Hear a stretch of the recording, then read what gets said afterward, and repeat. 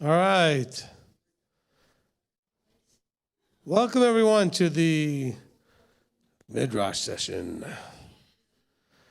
This is kind of a cool one because it's kind of in between the holy day and Shabbat. It's Shabbat now, and the holy day is just ending as the sun is just about down. And the feast is over. But we got Shabbat. Hey. Yeah. So that's kind of cool. All right. Move that back a little bit.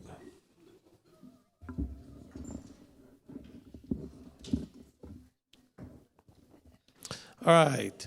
Okay, so we need somebody to grab the mic and to walk around with it. Do we have somebody for that? Greg, thank you for volunteering. Right here. Kirk will give it to you. There we go. Awesome. Okay. So basically there's no format to this. You can ask questions, we'll have a discussion, or I'll answer it as best I can, or I'll mock you in some embarrassing fashion.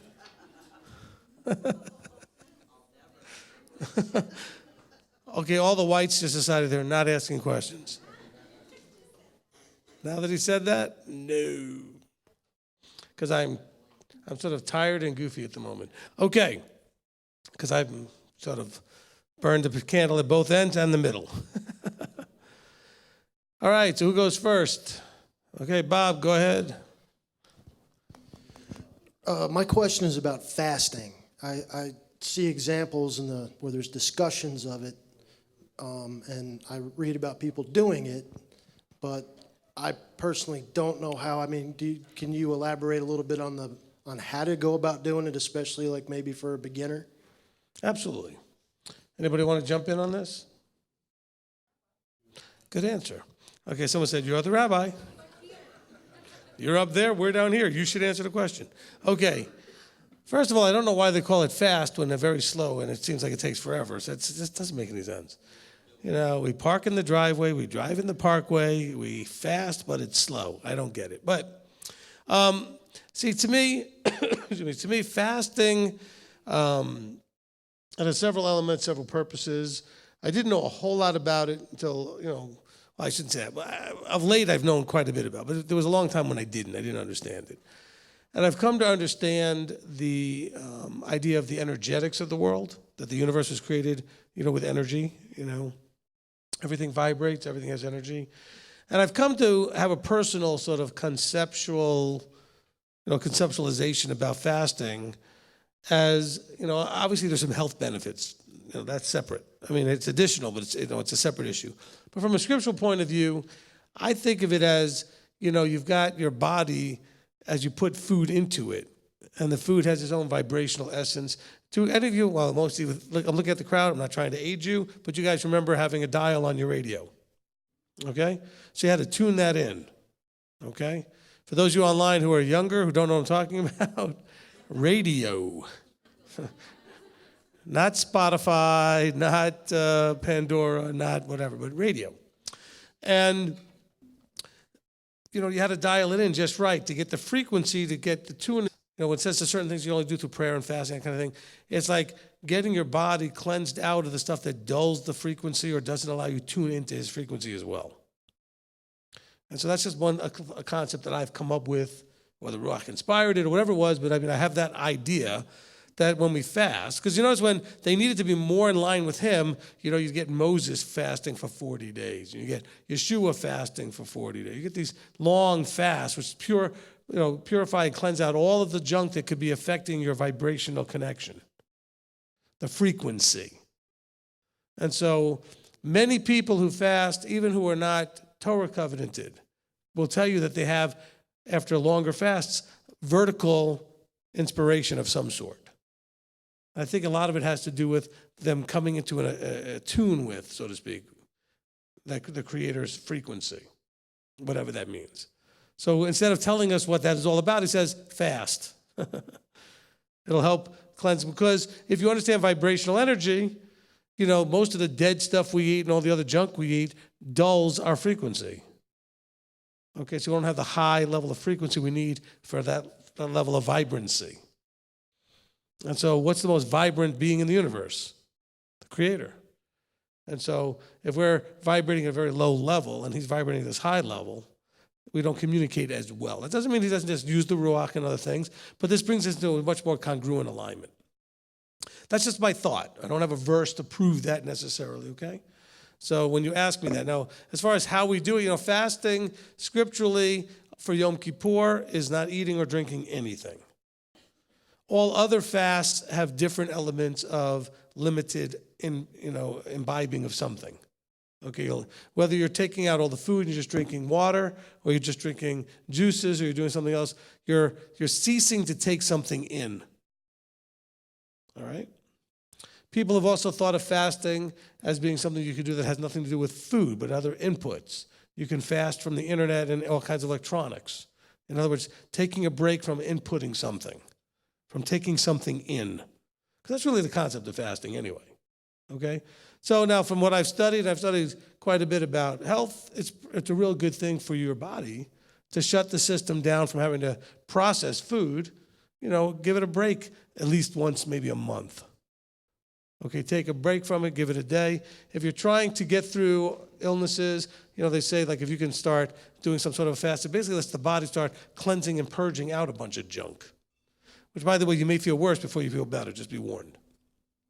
Often, you have what they call a healing crisis. You're like, this is awful, I don't think it's working, I feel like death. No, that's because it's working. Okay? Did that answer your question?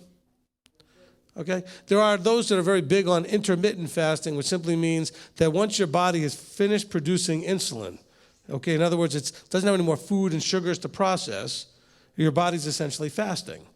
And that usually is by breakfast, you would then be ready to eat again. But if you continue not to eat till noon, you've fasted now for 4 hours. And so, because it usually takes about 6 to 8 hours for your body to finish. So based on when you go to sleep and when you wake up, if you push off eating, your body is now in the more breaking down, cleansing, purging type of thing. Okay? So that's become very popular. You see it all over the internet, the intermittent fasting. It's not really intermittent. It just means that you're doing it only for a shorter part of the day. Okay? So you eat your meals, you go to sleep, you wake up, and you wait to eat for a little while. That gives your body a chance to break down a bunch of stuff. I saw a really interesting documentary on, I'm thinking it was Amazon Prime, might have been Netflix, on fasting that showed how the Russians had done a lot of medical research on health and fasting. And so it was just a documentary about it that had gotten out. It was an older film, but finally got available to us, to out here in the West. And that was really fascinating. So the idea is that once you don't bring new food in, the body has to start breaking down itself, and theoretically will break down the junk first. Okay, so that way you'll keep the best, strongest cells because it needs them, and break down the junk into the energy it needs. That's kind of helpful. Okay? I would say that the number one thing that you need to know about fasting is that the longer you do it, the more you need supervision. Because you can get yourself in trouble, not so much when you're fasting, although you can, depending on how your body reacts, especially if you have issues with blood sugar levels and other things like that, but in breaking the fast. So it's very important how you go in and how you come out. I would not binge before you go in, okay? I would start to eat a little bit lighter and stuff before you go into the fast. And I would make sure that the longer you fast, the more your body's not used to producing what it needs to break down food. It's not used to processing. So you want to start really light. Water, broths, and juices as in a progression. Okay? And there are studies out there and courses out there and places you can get the information you need for that. I'm not a qualified expert for that. But I have learned that the longer you go, the more you need to make sure you exit correctly. So having a good exit strategy and make sure somebody's monitoring you. Okay? All right, good question. Okay, I know Norma had her hand up. Finally, she had to wait a whole person. She said, finally. You get to go second. Thank you. You're welcome. Yes, in one of your teachings, and I think that this morning... Put it right up here. Sorry. In one of your teachings, and I think that this morning or yesterday, you remark that in Matthew 25:46, what is talking about everlasting punishment is practically existence no more. But how can we reconcile that with Revelation 14:9-11? What is talking about torture with fire, with no rest, day and night. 14 what? 9-11.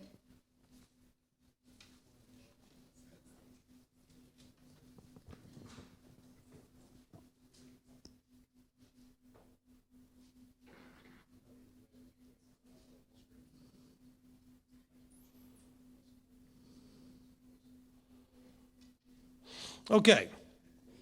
Very important that we allow the rabbi to bail out before he gets in trouble. No, I'm kidding. Okay. Okay, very important that we understand that verses in your book, generally speaking, are chronological.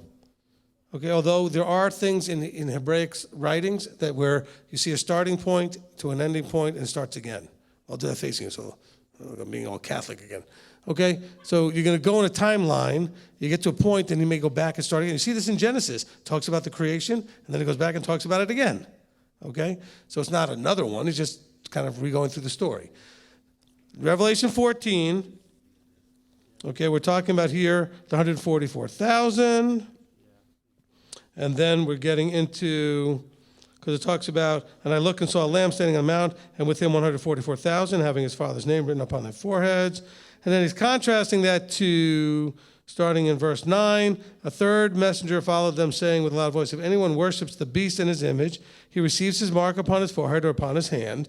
He also shall drink of the wine of the wrath of Elohim, which is poured out undiluted into the cup of his wrath. And he shall be tortured with fire and sulfur before that's fun. Before the set-apart messengers and before the Lamb. And the smoke of their torture goes up forever and ever. And they have no rest day or night. Those worshiping the beast in his image also, if anyone receives his mark of his name. Okay.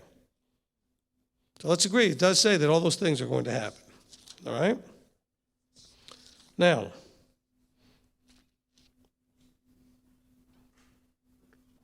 give me 1 second.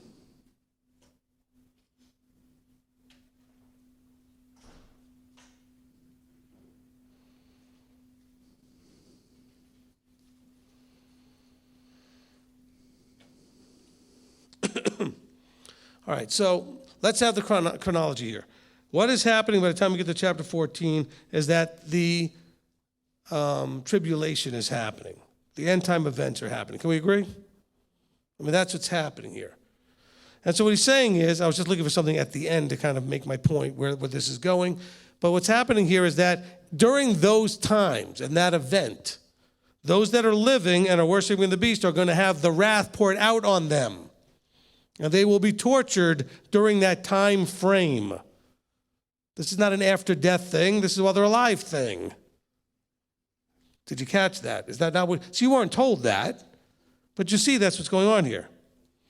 As you read the flow and what's going on, there's the pouring out of these plagues and curses upon the earth during that time. And those that were worshiping the beast were going to be receiving the undiluted cup of his wrath. But that's not the end yet. The end doesn't come to chapter 19 or into 20, actually. Okay, so we're in Revelation, if you lost. Okay, and in Revelation 20, well, the verses was 14, 9 through 11. For those of you that are walking in late, shame on you. You should have been on time. Okay, now, Revelation 20, we have, okay, verse 10. Is that where I want to go? Yeah. Verse 10, and the devil who led them astray was thrown into the lake of fire and sulfur where the beast and false prophet are, and they shall be tortured day and night forever and ever. So we got the beast and false prophet and the devil. What we don't have is all the other people in here, but we do see that in verse 12, I saw the dead, small and great, standing before the throne, and books were opened, and another book was opened, which is the book of life, and the dead were judged from what was written in the books according to their works. And so now they're judged. Some are thrown into the fire, some are given eternal life. We can make it a whole argument about what that verse means. That's kind of where we come up with the rule, which, like, does it mean it's the judgment of the damned or the what's it? Forget that right now. The bottom line is at the end of it, there's nothing left because we say in the death and grave, and even death and the grave were thrown in the lake of fire. That's the second death. Now everybody's dead. Okay? So the torture going on in 14 is for people living through when the wrath is being poured out. Does that answer your question, Norma? Okay? Now it does say the smoke goes up forever and ever. But that's what we were told about Sodom and Gomorrah. Did you ever go out to Sodom and Gomorrah? Do you still see the smoke? What that phraseology idiomatically means is that nothing will stop it or put it out until it's finished doing what it's doing. Okay, the smoke isn't going to be forever. It's just going to go until it's finished. It's going to go up forever and ever until it's finished, until it's run and finished what it's there to do. I have a teaching that I keep talking about, but I never teach, called How Long is Forever? And you're going to find that scripturally forever is not forever. It's for as long as the set parameters exist. That's why Yahweh says forever, and he says for as long as you see the heavens and earth, as long as you see the sun, the moon, and the stars, for as long as you see, then that's forever. It will be forever as long as those things are there. You know, at some point you get a new heaven and a new earth, and those things are not there. So now we have a new phase of things that happen. Is it making sense so far? Okay? That was the short version of the teaching.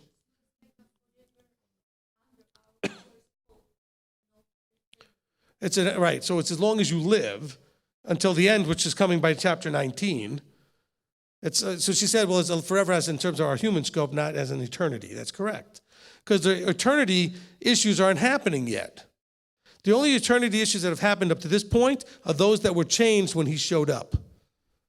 Those that were raised out of the graves who had died in Messiah, and those who are alive in Messiah. Everybody else is still going through all of this terrible stuff. But you see how the church has taught us, and we miss out in remembering the flow. Where are we in the events timeline? And so he's saying here, they shall also drink, this is verse 10, of the wine of the wrath of Elohim, which is poured out undiluted into the cup of his wrath. And they're going to be tortured by all this. In other words, torture doesn't mean like we're going to have an inquisition or torturing. It's going to be on that level of suffering that we would call torture. Okay, a lot of you have been in a level of pain. We go, this is torture. Some of you have sat through teachings. This is torture. Okay? So torture doesn't always mean, what, we picture, in terms of like the Dante's Inferno and the levels of hell or whatever. It means a level of suffering that's fairly extreme. Or a level of frustration recognizing that they've lost and they were wrong. And they didn't get to go where they wanted to go and do it the way they wanted to do it, that there's a price to pay and there's consequences. And that will torture them too. What do you mean, Lord, Lord, we did all this stuff in your name? And he said, not really. I didn't know you. I didn't have a relationship with you. It's a good question. Another sneaky way to get more stuff out of Millennium and Kingdom Part 4. I see how you guys are. Okay, I'm kidding. All right, next question. Dawid. I had a question related to our readings back in Matthew in chapter 5. He talks a lot about worry and everything going on with that. And he basically talks about, having no thought for tomorrow and things like that. And that would be chapter 6, but okay. Sorry. I don't have the book right open in front of me, so I'm sorry.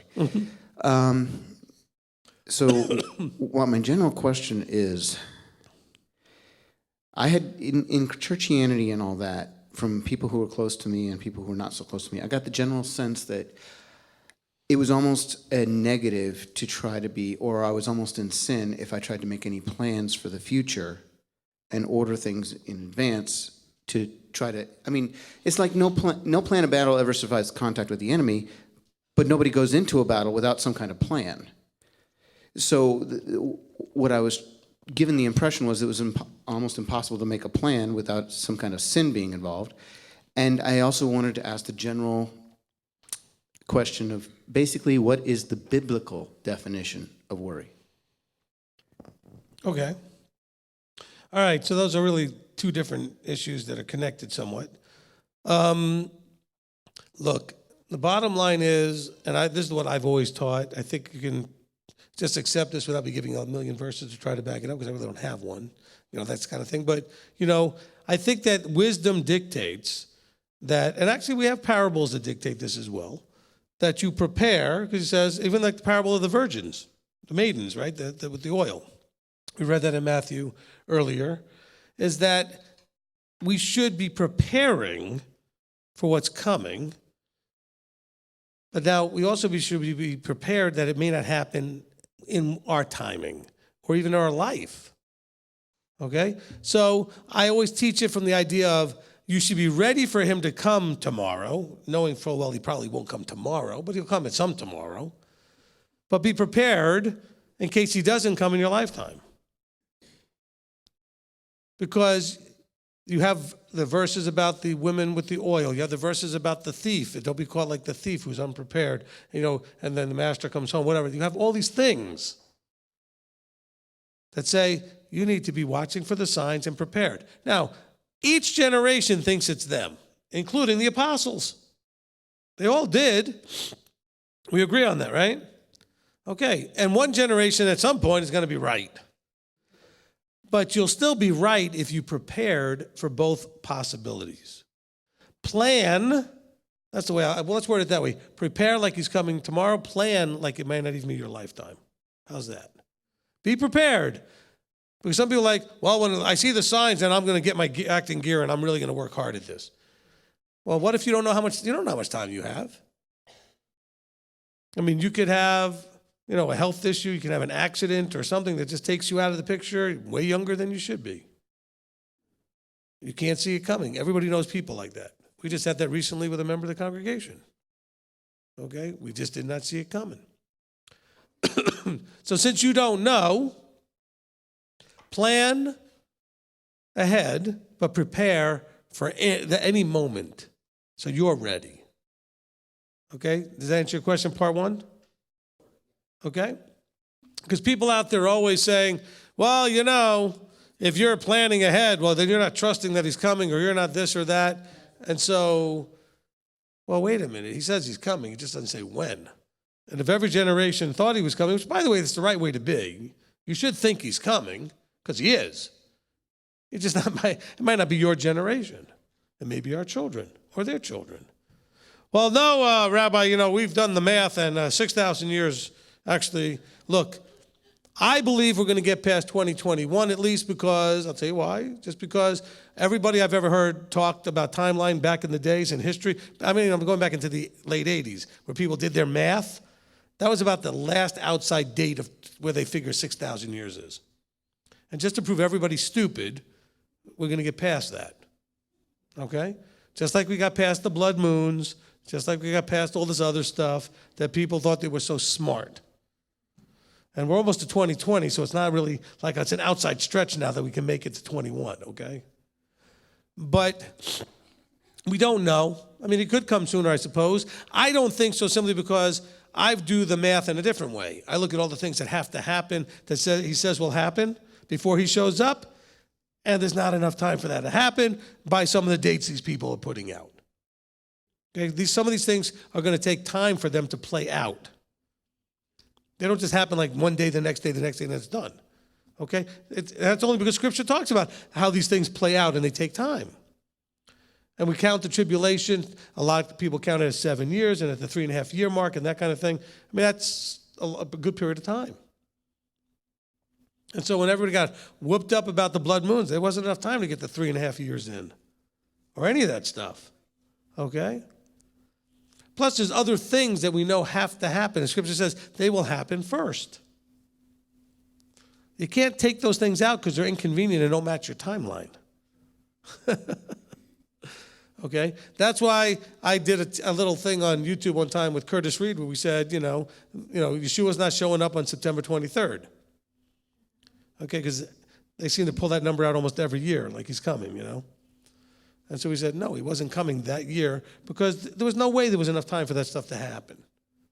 So I didn't have a problem stepping up and saying something wasn't going to happen. I feel really uncomfortable trying to tell you when something is going to happen. Okay? So the closest they ever come to that is to beware false prophets. I've told you what I believe is going to happen first. So we look for that sign. If you don't know what I'm talking about, go listen to the teaching. Okay? Now, so then the other thing is the biblical definition of worry. What? Hold on, Mike's coming.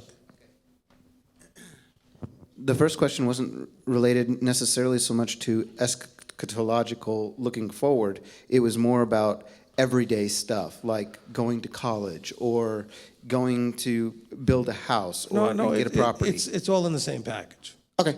Okay? Because if you think eschatology-wise that he's coming next year, what's the point in getting married or having kids or planning a career? Because there's only a year, there's no time.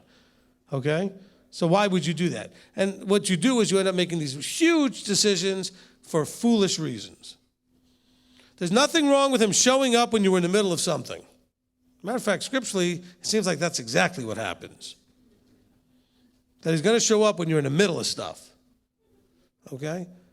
So let's be careful with that, because you're going to make these big life decisions, and then when he doesn't show up, which is a very good possibility in your lifetime. I'm not saying he'll never show up.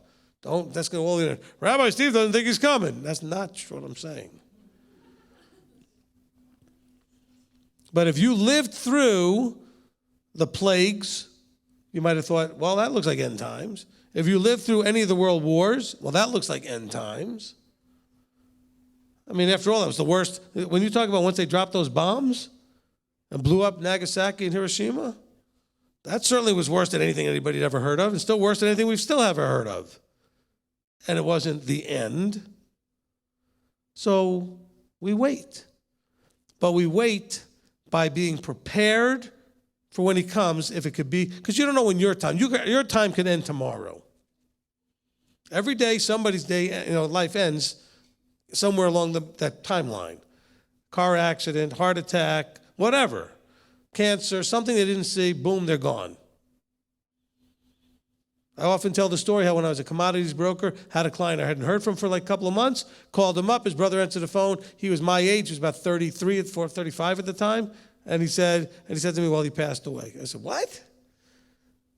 And he said, yeah, he had something going on, and they had to take him into the hospital. They didn't think it was a big deal, but when they opened him up, it was everywhere. He never made it off the table, okay? You don't know.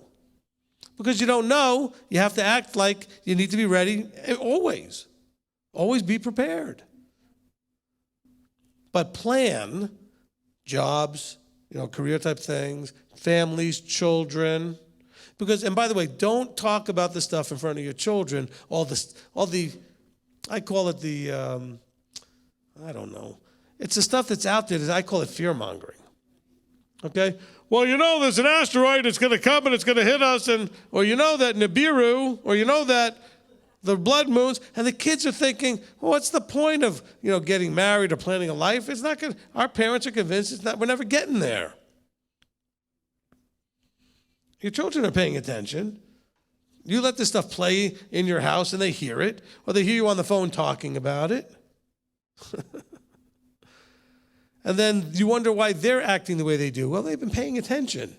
And you're thinking, you don't know my kid, he never pays attention. Well, they do.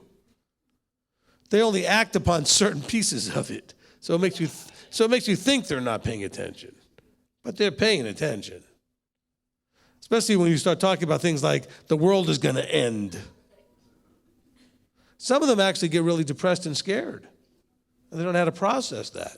Some of you get depressed and scared. You don't know how to process that. I've had to tell some of you, maybe not in this room, to stop listening to that stuff because you can't handle it. I don't listen to it, period, because I just think it's a waste of time. Whatever's going to happen, guess what? It's going to happen. What's going to make the difference? Oh, knowing about it and watching every YouTube video on it and losing my whole life into that. No, that's not going to help anything.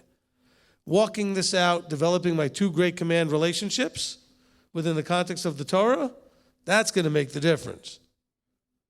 Okay? I mean, you're not going to definitely end up where you are because you spent 47,000 hours figuring out the shape of the earth or the Daniel, Matthew, Revelation timeline thing or whatever it is you're trying to figure out, blood moons, whatever it is. Walking this out and developing his character is the only thing that will make a difference. Okay? Now, back to the worry thing. If you're walking it out and you're trusting in a full emunah, that's what it says in Matthew 6. If you're seeking first the kingdom, then there's nothing to worry about. Define what worry is? I'm trying not to say it in too red of terms. Okay?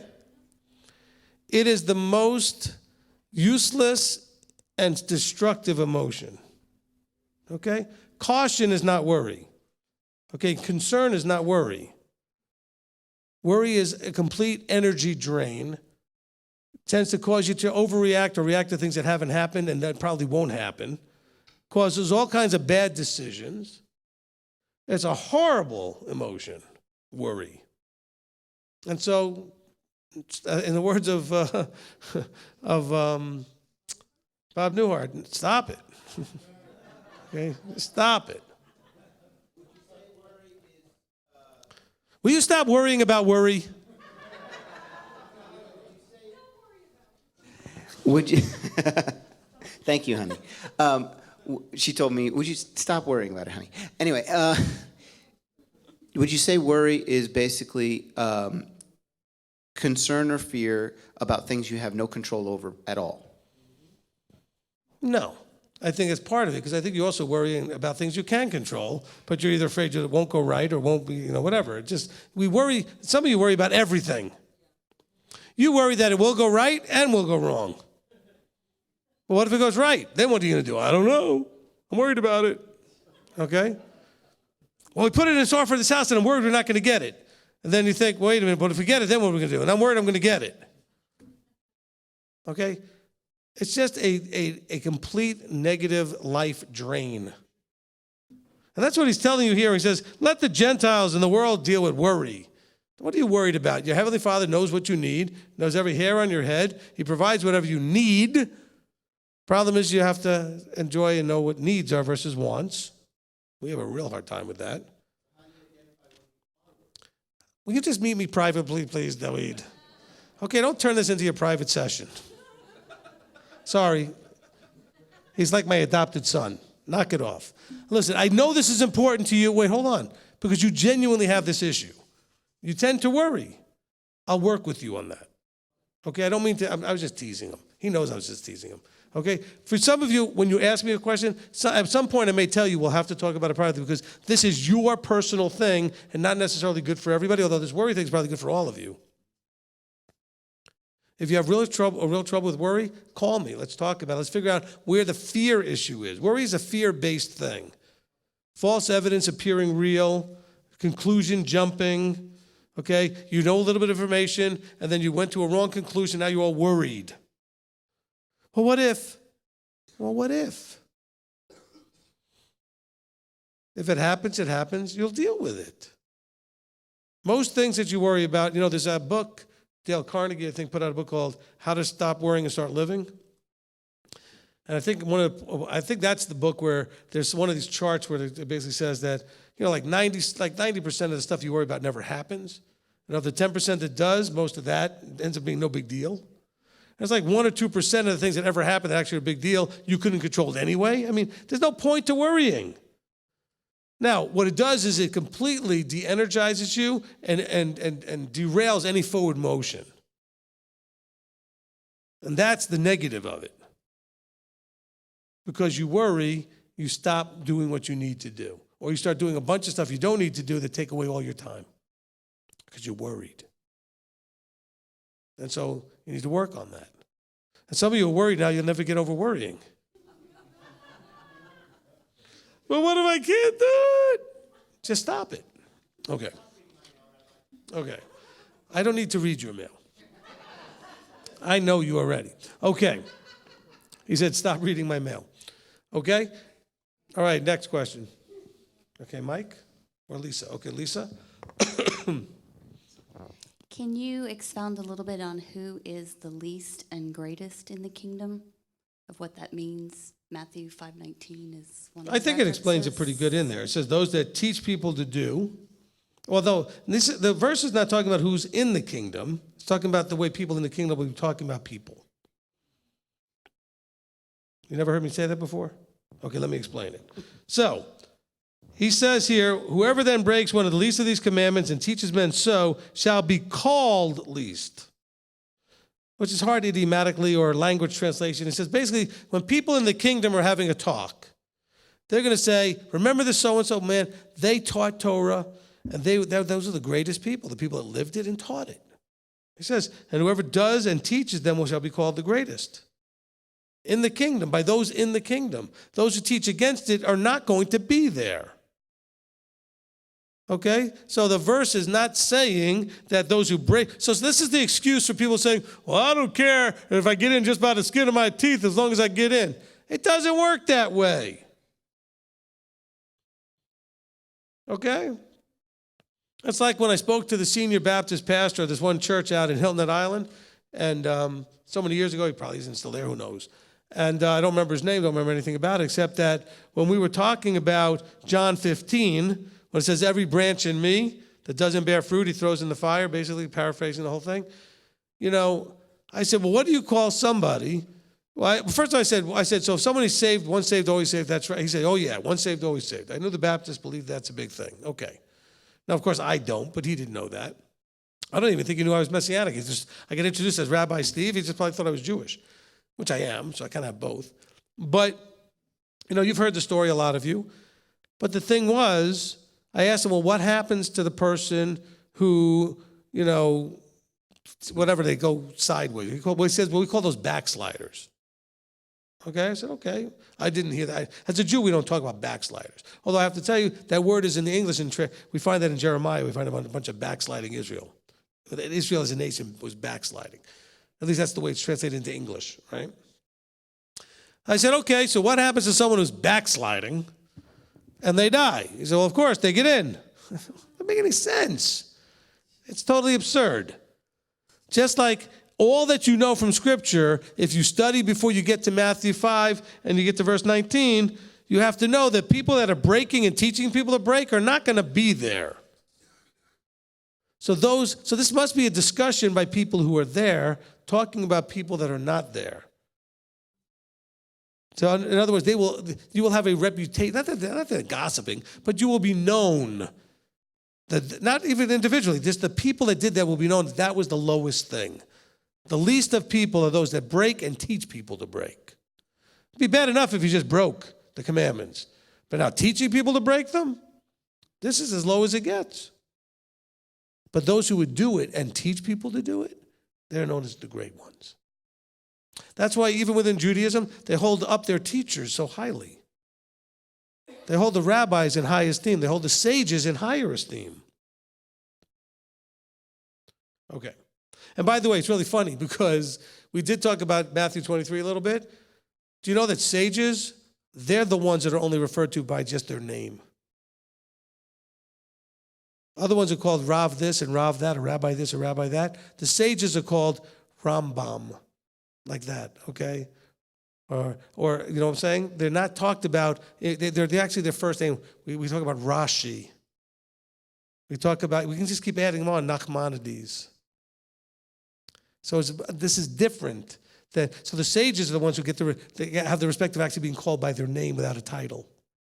So you're elevating me to a much higher level than I deserve if you don't use the title. I got you. Now you're stuck.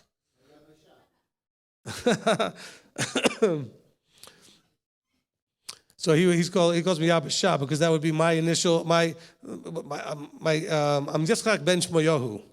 Okay. So that's my name in Hebrew is Yitzchak, is Isaac, son of Shemayahu, my father's Hebrew name. So you can go by Yabashah. Just like a lot of things are actually acronyms turned into like a title or a name. Okay? Same thing with Rambam, okay? Rambam is exactly that kind of way. And for Moses Maimonides. All right? Okay. So did I answer your question somewhat finally? Oh, no, I'm sorry. Yours? Okay. Where was the question? Yours.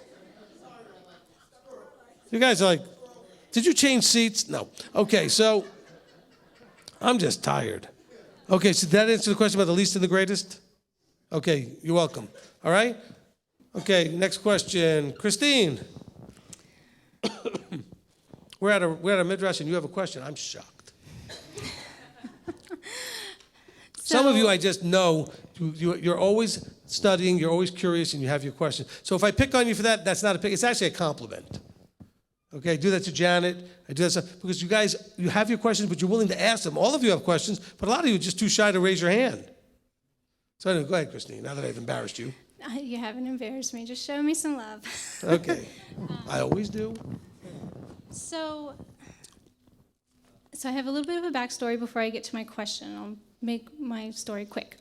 So somebody in my family who I talk to on a regular basis, probably weekly, and they keep bringing up a subject that I really don't care about, and but they're very emotional and passionate about it, and it's driving me crazy. Right. And it's driven me crazy, so here I am asking a question about it.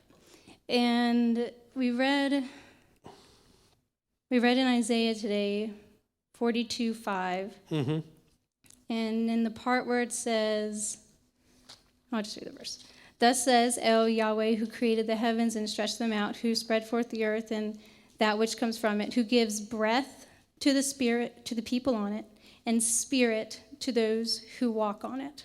So this person keeps bringing up questions about what happens when you die, which I kind of think I already know what you're going to say about that. And I really don't care about that anyways because, I don't worry about that.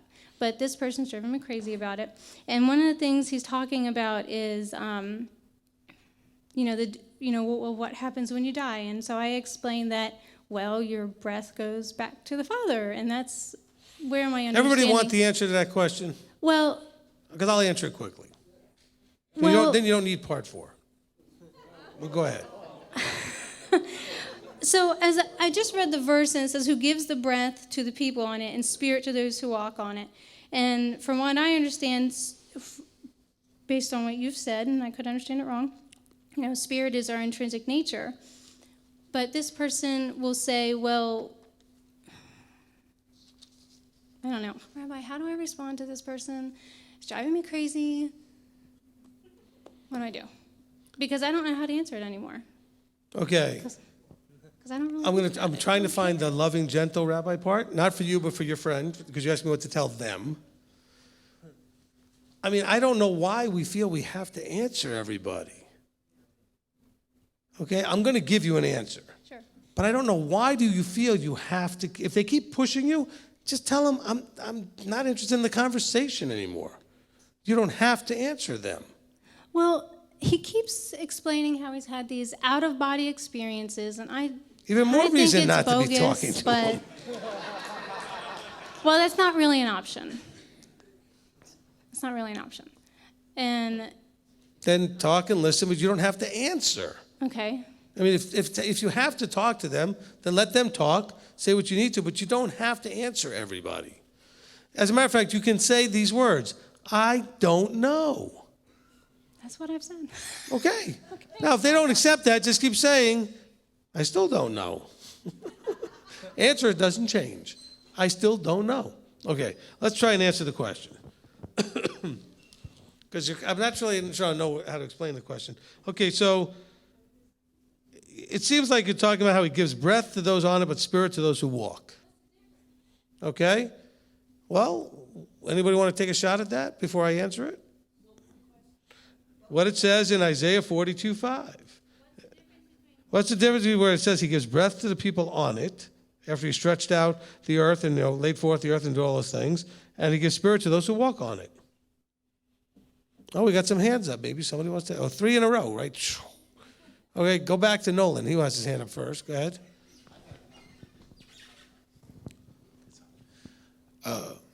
Well, even the animals have breath, but Put it right up by your mouth. even the animals have breath, but do they necessarily have a spirit like we would? That's kind of what I think of that when I heard that. Okay. Okay, next answer. Okay, Mark will take a shot, then maybe Kathy in the back. Go ahead. Just briefly, it just sounds to me like a parallelism. It's saying the same thing in a different way. Okay, next question. I need like a buzzer sound, Okay, let's see if Kathy's got it. Oh, gosh. After two of those, and all of Yeah. a sudden you're like, I don't know. Okay. Well, I'm just thinking kind of what the first gentleman said. Everything that has life has the breath of Yah. But those who walk in it, I think that involves maybe those who are walking the covenant. Ding, ding, ding, ding, ding, ding, ding, ding. Okay, now, but it needs to be explained and proved a little bit more than that. But I agree with you. Okay, so we always talk about halakha being your walk. So we're talking about walk in it, right? Of course, we look at things when you want to connect up the spirit part. First of all, in its basic sense, it's his intrinsic nature. So he gives breath to everybody, but not everybody chooses to walk in his intrinsic nature. But also we have John 14, the giving of the Ruach explained, when he says, if you love me and walk this out, guard the commands, I will give you a helper, the Ruach, to help you in that walk. And then in verse 6 of Isaiah 42, he says, I, Yahweh, have called you in righteousness to hold your hand and guard you and give you for a covenant. So he's talking about Torah observant people here. He said he gives breath to everybody. But he gives spirit to those that walk. Does that answer your question, Christine?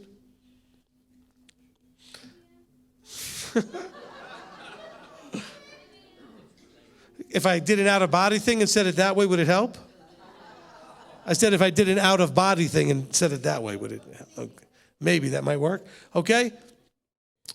Okay, so, look, it's not, you got to remember that certain words, certain phrases, he uses fairly consistently the same all the way through.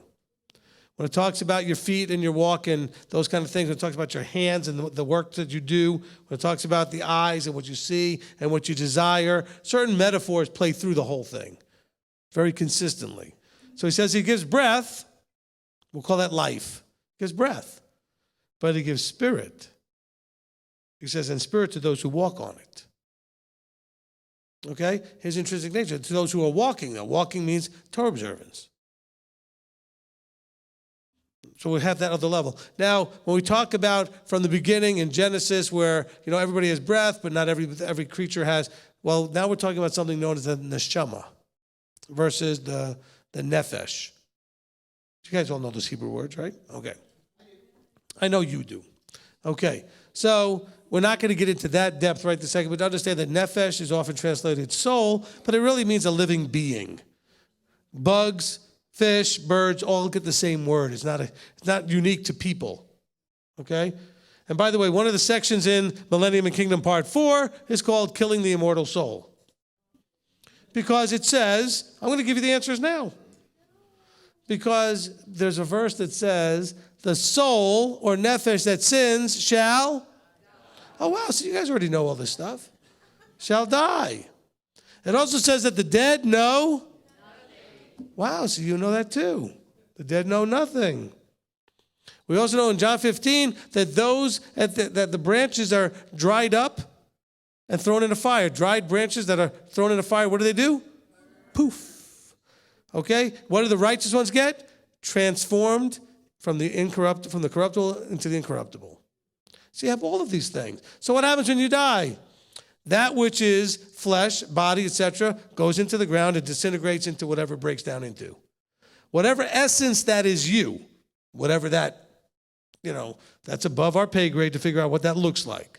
Science still can't figure out what makes us reason and rational think and all that other stuff. They see things lighting up in our brains, but they don't understand. Because there's a missing element that they can't understand, that we have. That which is you, I'll call it in terms that we can understand today, goes into Yahweh's giant hard drive somewhere for storage. Because it says dead know nothing. They have no awareness. There's verses that talk about how they are asleep. Moses told go sleep with your fathers. Abraham told to go sleep with his fathers. They all go to sleep with their ancestors. All right? Glad that you're only doing that when you're dead. You don't want to sleep with your ancestors when you're alive. Okay? Okay, but it's late. It's the last day. I'm tired. Okay. I got to make sure you guys stay awake. So, otherwise, Tony Tanak's going to show up and poke you in the ribs. Okay, so But understand that he has to store whatever's you somewhere. Something has to be going on with that, because when you're resurrected, you're you. And so whatever makes you you, I can only assume, because I have to fill in the gaps, is stored somehow. But it doesn't have a conscious awareness while it's being stored. Because we're told the dead don't know anything. There's other verses that back that up as well. I'm just giving you quick quotes, okay? And so people want to go to other verses to try to make clear, well, these things happen when you die. But those are usually parables, and they're not literal, and that's not the point of the parable. All right? Well, we have this abundance of verses that make it clear that sleep is the most common use, that those that are asleep, Yeshua talks about those that are asleep. It happens in lots of places, those that are asleep. Now, those that are asleep may have thoughts, may have dreams, may have whatever's going on. So maybe that happens with the you that's you being stored, but it isn't consciously aware of what's happening around it. Okay? Just like you don't when you're asleep. You have no idea what's going on around you. You're in another state in your mind, right? You're just in this place where you're dreaming. A lot of people don't even dream. They don't remember dreams, whatever, but you're not consciously, interactively aware of your environment. So that's the belief that I have there. Now, of course, you have to also understand that if you believe in resurrections and you're not a Sadducee, and that's why they were sad, you see. Okay, never mind. You've never heard that before. Okay. Because they didn't believe in a resurrection. That would make me sad. Okay? And they don't get any better. You might as well laugh now. So, but because we believe in resurrections, so look at the mainstream Christian idea. So you die, you go to heaven, and you're having all this wonderful, just bored looking and staring into his face or whatever they think it is, and then they're going to rip you away from that and throw you back in a body to resurrect you. What? Why would you, if you're already there, you've already qualified, you already arrived, that makes no sense. Okay, but you sit there going, how did I believe that? Because you were given strong delusion. Scripture says that. Your eyes weren't open, your ears weren't open. Not that you didn't think they were, but they weren't. You could not receive that. Because now you're looking at stuff that you were taught going, how was I that dumb? You know what it reminds me of? There was such a great scene in the TV show Lois and Clark, where this guy comes back from the future and he's causing all kinds of havoc. And he runs into Lois and he goes, this is such a great moment. And she's like, what? He goes, you're like as famous as Superman. She goes, really? He says, yeah, for being the most monumental, stupid woman of all time. She goes, what? He goes, hi, I'm Clark Kent. Hi, I'm Superman. Hi, I'm Clark Kent. And she's just looking at him like, what? He goes, all we want to know is one thing in the future. How dumb was she? I'm Clark Kent. I'm Superman. I said, because all of us have thought that same thing, right? I mean, just a pair of glasses and pushing his hair back better or whatever, that's all it took? Really? Is that hard to recognize him? Whoever wrote that thought we were that dumb. But see, now you look at the stuff you used to believe and go, how could I believe that? Because it's dumb.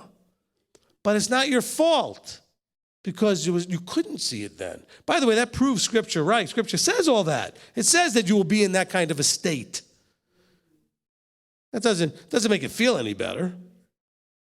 But when your eyes are open and your ears are open, you can think and be logical and rational. You look at some of the stuff you used to believe and go, really?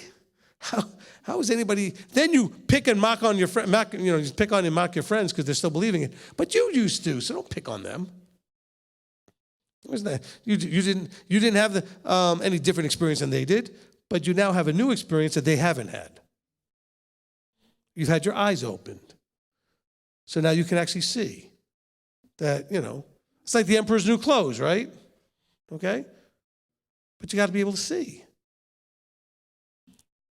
So hopefully that helps answer and address that question. Okay, who's next?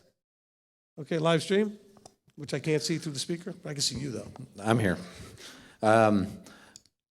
It's from Daniel and Katie Hatt. Coming out of the Pentecostal church, I want you to explain to me speaking in tongues according to Mark 16, Acts 2, Acts 19, 1 Corinthians, and so on. And it says, and because of John 3, 5 saying you cannot enter into the kingdom unless you're born of the water and of the Ruach, There are many more scriptures about people being baptized and then filled with spirits speaking in other tongues. You're fired.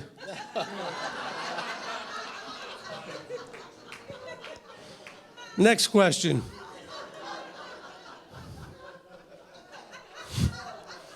You guys are laughing. Just understand that being fired when you work for me, there's no excuse not to do your job. Okay. Just ask any of the people, they get fired on a daily basis. Okay. What was that? Throw a long one in because Candace isn't here to make me get my second pen out. Okay. Look, we'll deal with the speaking tongue. I don't know all the 57 verses you just quoted. It doesn't matter. Okay? Okay? Hey, wait a minute. Aren't you supposed to be working on a kids program, video and stuff? What are you doing writing on live stream? I'm sorry, I'm trying to talk to Dan and Katie. You guys are still putting the slideshow together for tomorrow. Get back to work. After they're fired, of course. I told you, there's no excuse not to do your job. Okay? Okay. It's not, look, the tongues thing is just an exhausting line of questioning and back and forth. All right? And the reason that is because those that have had the experiences or have been raised in the, the charismatic or the Pentecostals and those kind of things, they are because of, and maybe this will be easier to do than I thought because we've done this color code thing and the personality thing. The entrenchment that we find in our lives that we really struggle with have one thing in common always, the level of emotional content and attachment. And so the tongues thing tends to be attached to a very high, extreme level of emotional pieces to it. And also, a lot of pressure is put on you to get there. And it's something that when you first do it, you're probably not all that comfortable with, or maybe you're very comfortable because everybody's been pushing on you if you're doing it in the scene where everybody's doing it. But then to do it outside, whatever it is, look, I will not pick on your experience. By the way, I've had people tell me that they've had all kinds of experiences, healings and this and whatever. I will always validate that that's what you feel happened. Whether it did or not, I don't know. It doesn't matter. That's what you believe happened. I'm not going to argue with you about you say, I wasn't there. Okay? So I'm not here to mock or challenge or belittle whatever you've experienced. All I can do is talk to you from the scriptural point of view and what I understand. Isn't that only what we can do? Okay. So when I look at the whole tongues thing, first of all, I think it does us a disservice to call it tongues. The word simply means language. Okay? And the babbling that you hear in tongues is not a language. Oh, no, it's a special language of angels. No, it's not. Okay? It's just babbling. And by the way, it's not just babbling. I know people that have told me, I have one friend who is Russian, and he was in a church, and a person started, it was a charismatic church, so started speaking in tongues, and he said, and someone said, does anybody to interpret? He raised his hand. He says, I can interpret. That was Russian. But I can't tell you what they said because it was not clean. It was profanity. I could tell you another story where the person was same person was in another church. The pastor and somebody else before church started were talking, and it sounded like tongues, and somebody stood up to interpret, and the pastor said, what are you doing? He said, I'm interpreting. He said, what do you mean? I'm talking to him in some weird, Papua New Guinea language or something, because they were missionaries. But the person never heard that language before, thought they were speaking in tongues. And now, how does that validate I'm going to interpret? Interpret what? Do you speak this language? It was a real language. Okay? So I'm not saying or trying to mock or belittle any of your experience. I'm just saying that there's an awful lot of confusion and fraud and the things maybe the enemy's doing to give you something and then you don't even know what you're saying. Look, I'm very concerned and nervous. And I started in my spiritual journey leaving Judaism over not understanding what I was saying. Not because it was tongues, it was Hebrew. We just weren't taught to understand the language. I didn't understand any value. I never have understood a value in you not knowing what you're saying. Okay? I certainly, back to worry, I am extremely cautious and concerned to allow somebody else to tell me what I said. And have you ever noticed in those churches, there's almost always the same person standing up to interpret? Now they have all the power because they could say anything.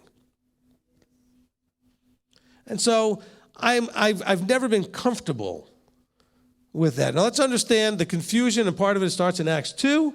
And Acts 2 was not speaking, it was hearing that was the miracle. Let's go there just to be clear. But the reason that I don't like the tongues question is not because it's a hard one, because it's an exhausting one.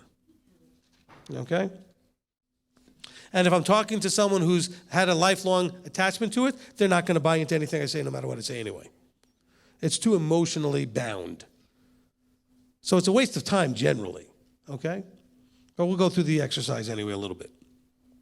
I don't want to take too much time with it, otherwise we're going to lose time for all the other questions people want to ask. But just let's at least go to this part here. In Acts chapter 2, let's see. Verse 6, and when the sound came to be, the crowd came together and were confused because everyone heard them speak in his own language. So people are talking, and you're hearing it in your own language. It never says that anybody was speaking anything but their own language, but people were hearing it in their own language. So let's say my main language was Russian, which it's not, but let's just say it was, or Hebrew, and your main language is English, and I speak Hebrew and you hear English. It doesn't say that people speaking didn't know what they were saying. It said that the people were like, this is weird. And how do I know that? Listen to the next verse. And they were all amazed and marveled, saying, wait a minute, look, are not all these who speak Galileans? Then how do we hear each one of our own language in which we were born? Parthian, Medes, etc.? There's all kinds of languages listed in here for verse after verse.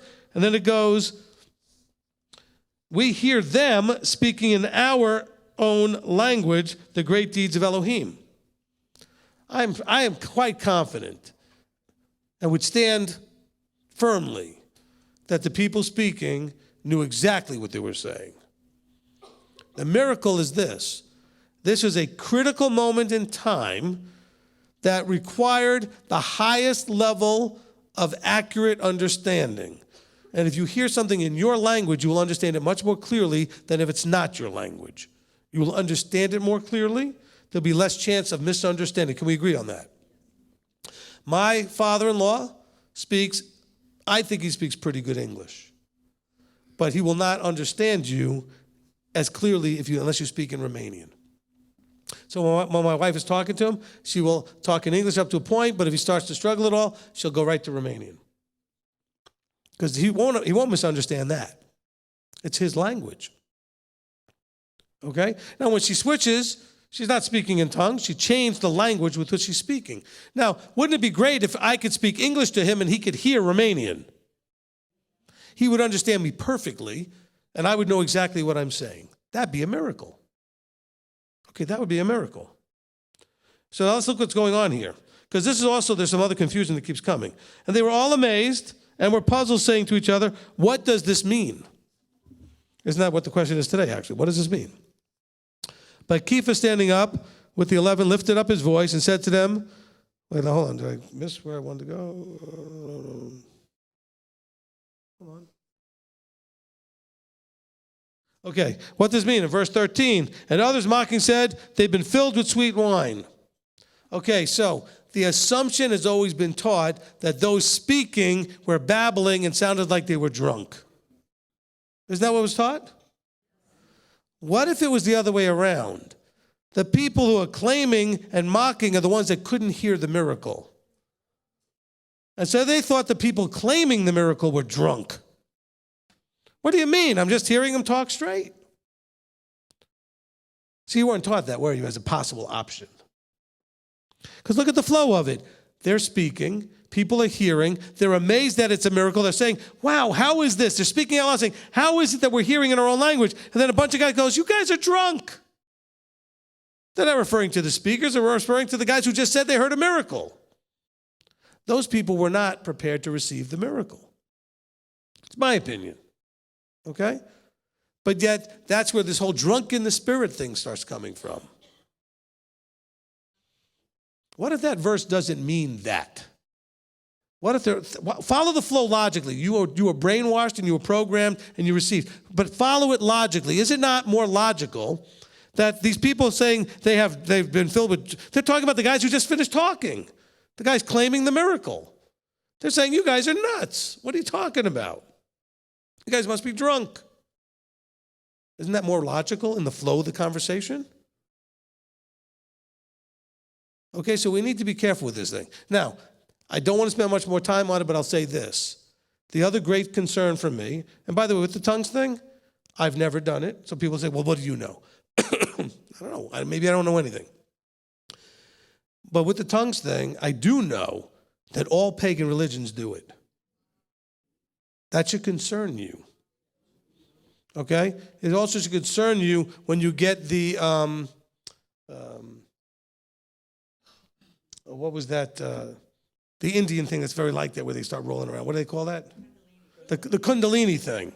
Go look at that and see how that doesn't look very Pentecostal. Okay? Okay, and the Azusa Street stuff, and then the stuff that was going on in Canada and everything else. It should concern you. Okay? But here's the problem. Those of you that do it, it gives you comfort.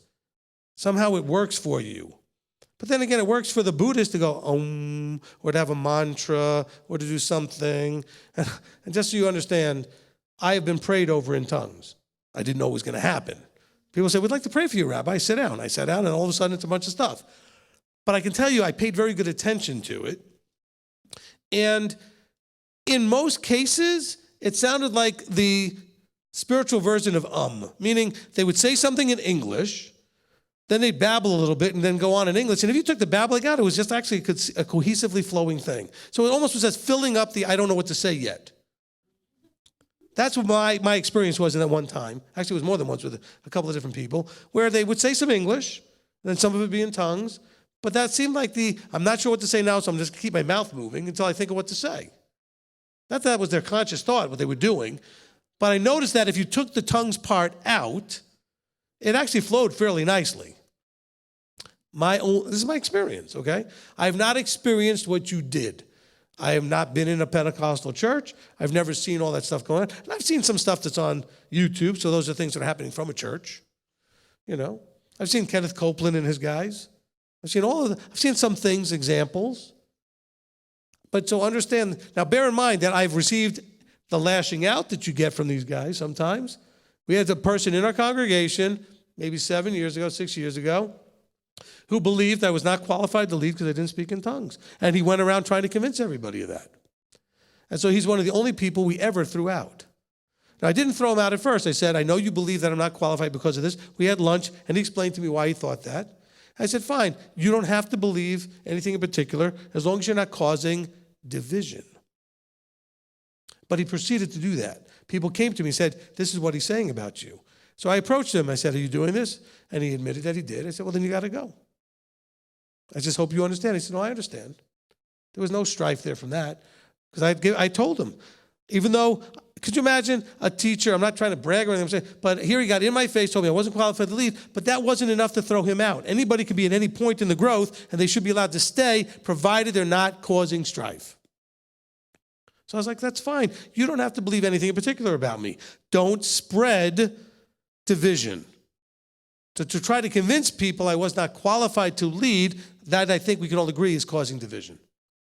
Okay? It's a direct attack on leadership. If his personal belief was that, I was fine with that. Everybody's entitled to their own personal belief. Okay? So that's all I've really got to say on tongues. I mean, I could say a whole lot more, but it's not going to change more than just that. That's pretty much hopefully gets there. Do your research and find out what other groups do it, what it looks like, and where it comes from. And also realize, are you using it as a crutch? Because you know what? I'm your teacher, and I never used it. I don't have any problem being inspired. I don't have any problem with the Ruach giving me stuff to do, telling me what to say. You watch me do that every time I teach. You're watching me do it right now. Got no notes. Right? I'm just going to let the Ruach give me the words, and I'm going to open my mouth. And I don't have to use the tongues thing. But if you do, I'm not trying to mock or pick on you. I don't understand. And since I don't understand it, I don't want to do what a lot of people do, is mock what they don't understand. Okay? But I don't get it. All right? Okay. Next question. And Dan and Katie, get back to work. Rabbi, my question, I'm sorry, is related to what you just said, but also about the previous topic. Is that okay if I do a follow-up? 1 Samuel 28:15. And Shemuel said to Shaul, "Why have you disturbed me by bringing me up?" And Shaul answered, "I'm deeply distressed, for the Philistines are fighting." Blah, blah, blah. And then it says, "So I have called you to reveal to me what I should do." I'm originally from Peru, and I don't know if you're familiar with that or not, but in Latin America, and especially in my country, there is a lot of these pagan practices and, people praying and, just following different dark practices. And I hear, even with my clients, I see a lot of Mexican clients, experiences like this and dreams like this. Well, And this woman here being talked about at 1 Samuel, she was hanging out. She was hanging out with the Ewoks on Endor.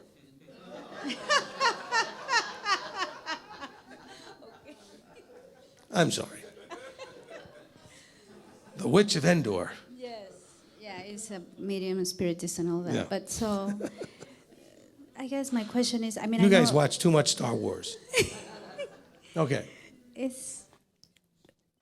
I just don't know how to comment on when people tell me their experiences like that, when they tell me that they see the things or they hear this. Okay. Do what I just did. Yeah. Okay? Just do what I just did. Validate their experience. Not saying that it was good, but that you are not going to say that it didn't happen. How can you tell somebody what they experienced didn't happen? Now, if you were there, then maybe you could say something because you saw and you experienced whatever they experienced, right?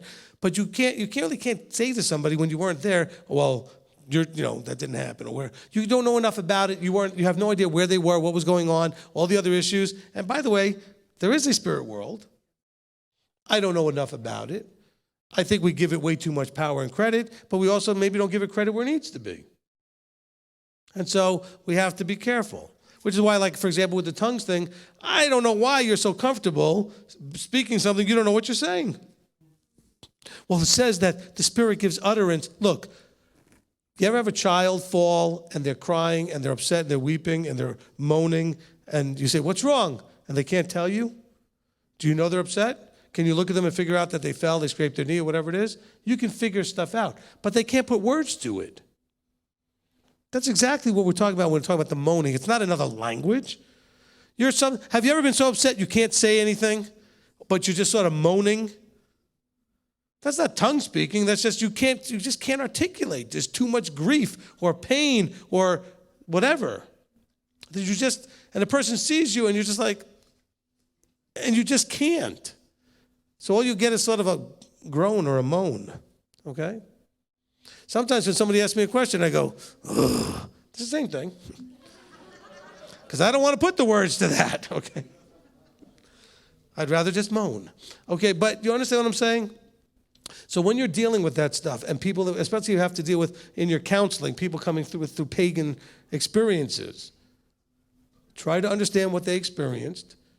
Don't question or mock what they experienced, and try to help them process what's troubling them. But recognize it's coming from a pagan thing.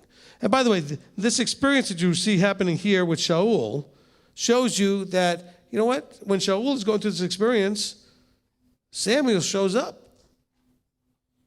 and is mad. So it worked. So it's a real experience. We see that happening here. And he's like, "Well, what are you doing? Why are you doing this to me?" Okay? So let's be aware that there is some stuff that's very real and very dark and very scary out there. Absolutely. Okay? Okay. Yes. Well, the mic's going to come to you real quick. Greg, go around. Hey, everybody's got to hear it, not just me. And wait for your husband to bring the camera. Sorry. Sorry, honey, let me pose. No, I'm just kidding. That's right, he knows her good side. All right. I didn't say that, I'm just repeating what I heard over here. If more of you laughed, I would have taken credit, but since you didn't, I'll give him the credit. Okay, I'm teasing. Go ahead. So with the story we were just talking about with Samuel coming back, Yep. so coming from Adventism, their spin on that story was that it probably was not Samuel at all, and it was probably just a spirit posing as Samuel. And one of the reasons it couldn't have been Samuel is because going through an oracle was against the law anyways, so why would Yahweh work through something that he banned anyways? Okay, so what you have going on here is, again, one of those things that only appears in one place. We really don't know what to do with it. We do. It does say here that Shaul knew it was Samuel. Okay, we see that in verse 14. Shaul knew that it was Samuel, and he bowed his face to the ground. And also, we see Samuel respond pretty much like you expect Samuel to respond. What's wrong with you? What are you doing? Okay? So, but do we understand this? Does this fit into the models that we have? No. But the main question she was asking, what do you do when people have, in their religions, this is very common. So what do we do with that? Okay? And so when I've read this verse, I don't know what to do with this, because we got a king that does something he absolutely should never have done. It seems like it worked. Now, of course, the Adventists are doing what a lot of groups do, and I don't disagree with it. They are spinning the thing, maybe, to fit their model. Okay, so they're trying to piece something. It doesn't say. Everything about it says looks pretty straightforward, like it really happened. Of course, it doesn't really fit my model either, so I don't know what to do with that, okay? But I'll accept that it's there, and I don't have enough information to know what to do with it. Guess where that goes? Right up on the shelf, okay? And it's okay to put it there, because you don't need this understanding to do halacha and walk on the earth and all the other things. It's just one of those weird things that just doesn't make any sense. But it's there, so we just say, okay, it's there. Maybe one day I'll understand why it's there. By the way, lots of things have gone on the shelf, come off eventually, and I do understand why they would, happen, and that's great. Okay, does that help?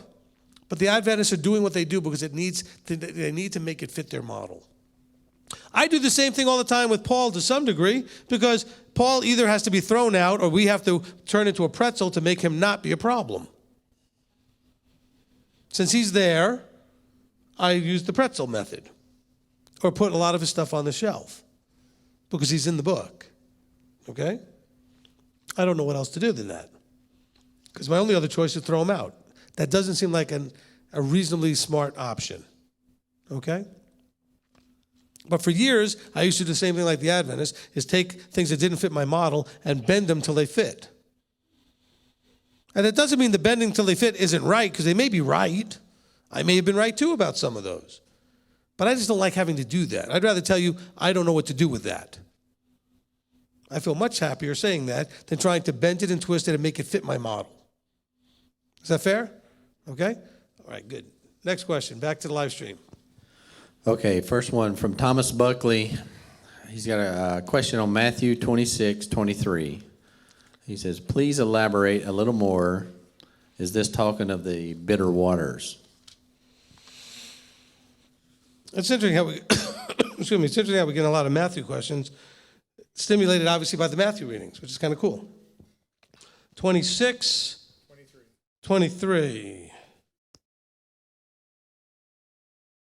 When it says, and the answer said, he who has dipped his hand with me in the dish, he shall deliver me up. Okay, and that's connecting it to what? Something about bitter waters? The bitter waters. No, I think it was just a mechanical thing. You have to understand, they ate food by having, bowls all over the place, and people would tear off, pita bread or some sort of bread, and they would dip it in, and that's how they ate their food. They had food in bowls, and you would have bread to scoop it up. And he says, look, he who does that right after me, it's just sort of a sequential thing. This is how you'll know. I'm going to dip, he's going to dip.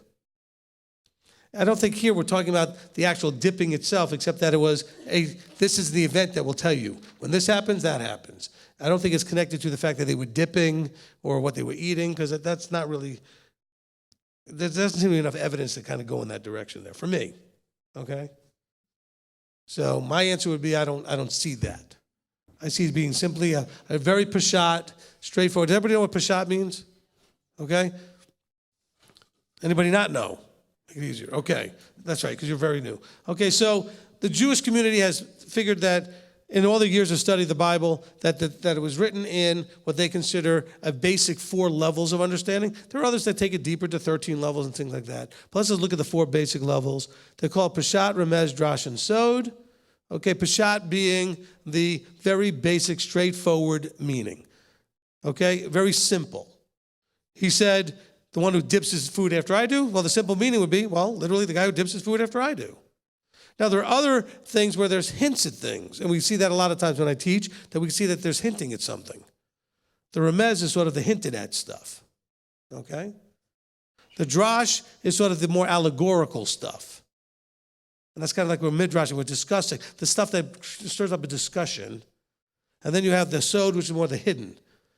Now, the key thing is in the 4 levels, that as you go deeper and deeper, and actually not all of them are deeper, some of them are sort of sideways, because I don't think that drash and remez are going from remez to drash is going deeper necessarily, okay? It's just another aspect of it. You can never lose the simple, basic, straightforward understanding. In other words, there are people that start taking it deeper and deeper until it doesn't even look like what it started as. And so rule number 1, this is the Jewish way of doing it. I mean, it's not scriptural. There's nowhere in Scripture that tells you to do this. But I'm just telling you, as they've studied this better than anybody, longer than anybody, they have discovered the book is written on at least 4 levels. You can take almost any verse and dig levels out of it, okay? Not all of them, but generally either the verse or the series of verses that are trying to make a point.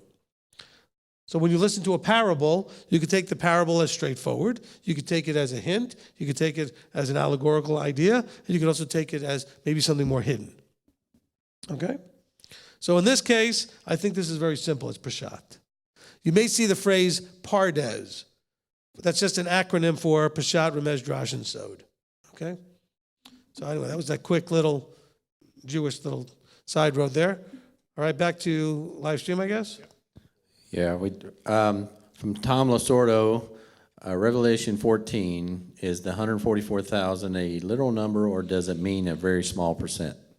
Okay, well, I'm going to say, hey, TL and FTL. That's what he always says on Marco Polo. Okay? I have no idea what to do with the 144,000. You can ask the Adventists. They're very sure that they know what it is, though. No, don't ask them. The more I sort of go through life looking at Scripture and looking at the body, the more I think that may be the literal number of that first resurrection. It doesn't seem to be a whole lot in every generation. Look, 600,000 men, ended up with 2 by the time they got to the land out of Egypt. So the number seems pretty small.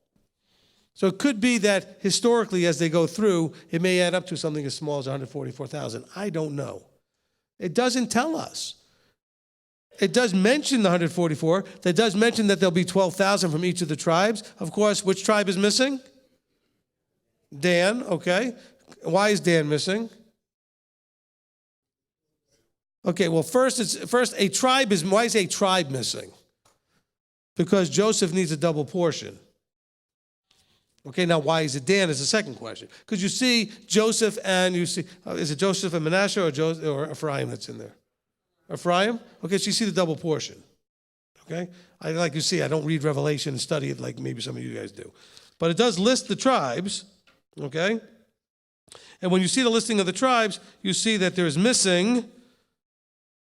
Okay, so I'm just looking through it. So you do see Joseph and you do see going through Manasseh. I was right. You guys were wrong. Okay? That's why I said Manasseh first. It was Manasseh.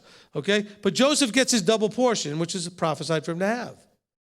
But that would leave us 13 tribes. So why Dan? We have no idea. We have a guess. Okay, do you know what happened? Do you know the story of a guy named Rehoboam and Jeroboam? Okay, so what happened with those 2 guys? The kingdom split. That's where we ended up getting the northern kingdom of Israel, the southern kingdom of Judah. Rehoboam in the south, Jeroboam in the north. Okay? And what did Jeroboam do almost immediately? He set up pagan altars to start his own feasts and his own sacrifices so that his people wouldn't have to go to Jerusalem where they may decide they want to be part of the southern kingdom. Where did he set up one of those altars? In Dan. Okay? So that may be, I don't know, I'm just that, when you're forced to guess, then at least admit that's what we do. So if I'm forced to guess, that would be my guess. Okay? That they were the tribe willing to do that part. I don't know. Okay? There's lots of people say, well, so-and-so was from Dan and this other person was from Dan. I don't have enough information to give you the answer to that. But Tom, the answer for you is that we have a number that's intriguing, like many things in the book of Revelation, that are intriguing, that we are not given enough information. You ever remember when we took a test, A, B, C, D, E, and E a lot of times was not enough information? This is one of those, okay? Next question. Okay, from Rebecca Roth, can Rabbi explain Yeshua reminding the people of Daniel's prophecy on abomination of desolation in Matthew, thinking it's 24, as if it was going to happen in their time? Can I explain that? Yes. Next question. Oh, do you want the explanation? Or you just want to know if I can explain it?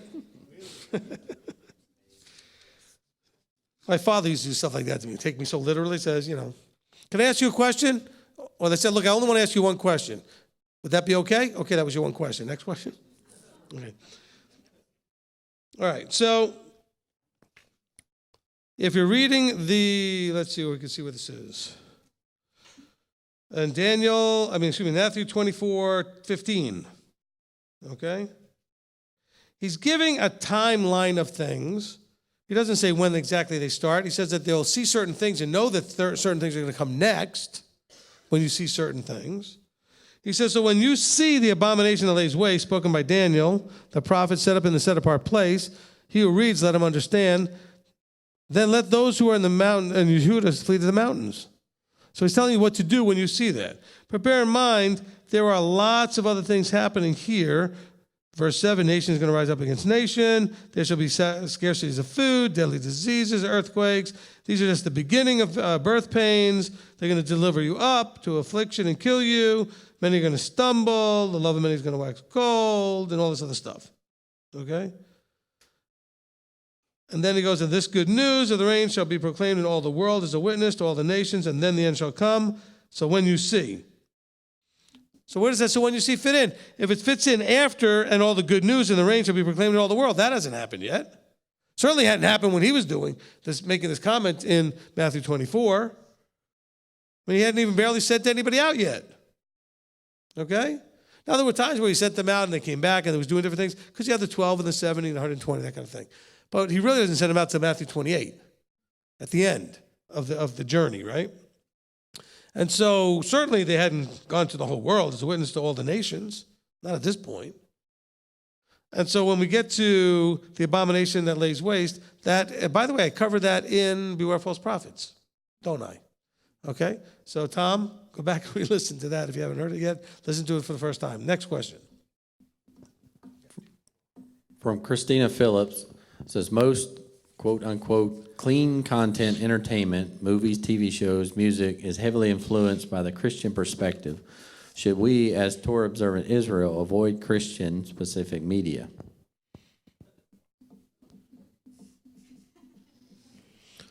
Look, hopefully you're grown adults, and if you're not, then hopefully there's a grown adult making the decision. Well, I mean, you may have children that are asking these questions like, well, can I watch this? And there needs to be a grown adult making the decision, right? You have to know what you or the one you're responsible for is capable of dealing with. Okay, right now, the people on live stream have no idea. Right now, most of you probably don't even know because unless you have children in the program, you don't know. We have our children watching some pretty awful Exodus movies. But we want them to see what they can notice is wrong with the movie. So sometimes you can actually glean something out of a bad movie. So I think the adult class is watching Exodus, Gods and Kings. Awful movie. But we did this once before with the Gadol class back in Dandridge a couple of years back, and they did so great. I actually sat there with them. I had my list, because that was the first time we'd ever done that. Some of the parents were very concerned. I said, you want to see how good and how much the discernment is on your children. If they know the story, they'll know what's wrong. They caught everything. And they couldn't wait they wanted to shout it out as it was happening. And they're laughing at the movie, going, that didn't happen. Oh, that didn't. That's great. Not that you want to sit and do this every day.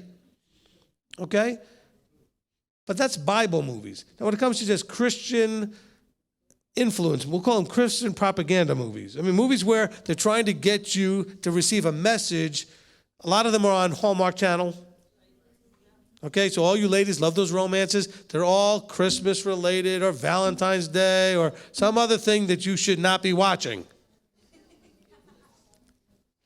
My wife loves those movies. And I said to her, if it's got Christmas or whatever in it, no. Okay? Because that's my house. I'm not going to impose that on your house. Because that's their sneaky way of getting that stuff in there and having you feel good about it. That's different than watching a Bible movie that's inaccurate. If you can read the book, you can know what's wrong and actually have fun figuring it out and pointing it out. If you're sitting with me, you won't have a choice, I'll be pointing it out. Because I can't keep my mouth shut and I can't stand to watch that. Oh, I'm like, are you kidding me? That's not what happened. Okay? My wife's like, be quiet, we're trying to watch the movie.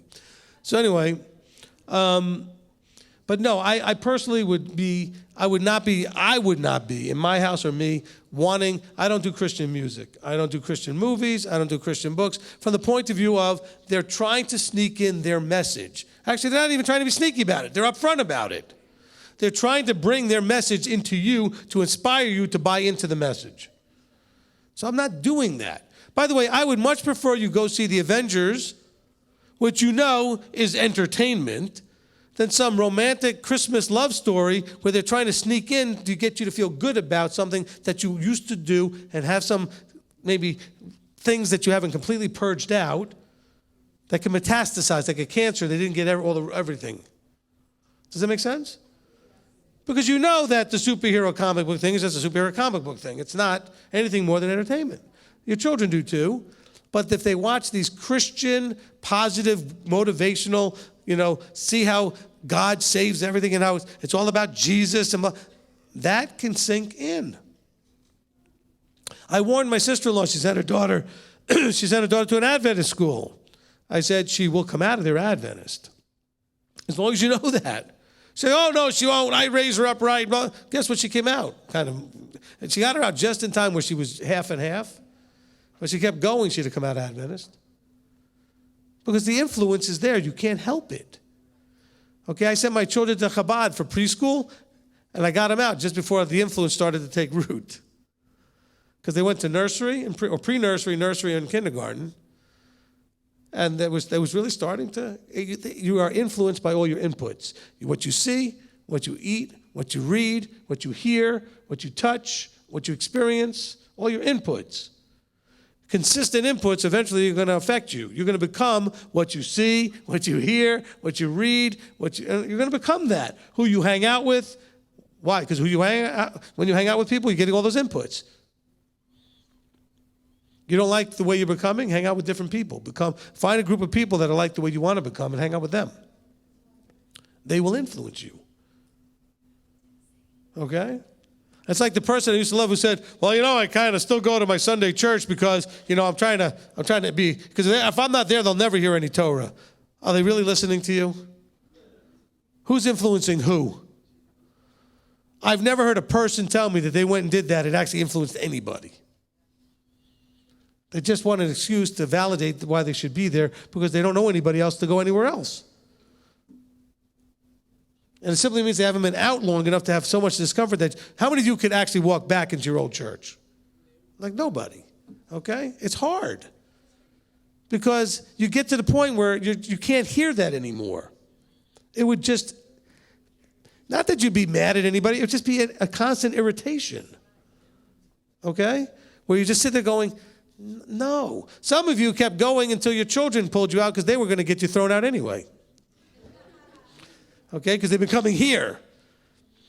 That's happened. We've had some people just want to stir it up. Well, I don't know. That's not what it says. Well, okay, well, they've been listening to me, and they're also listening to her, and so that's not good. Okay, next question. Okay. Could you please explain what it means not to drink of the cup unworthily, the third cup of Passover Seder?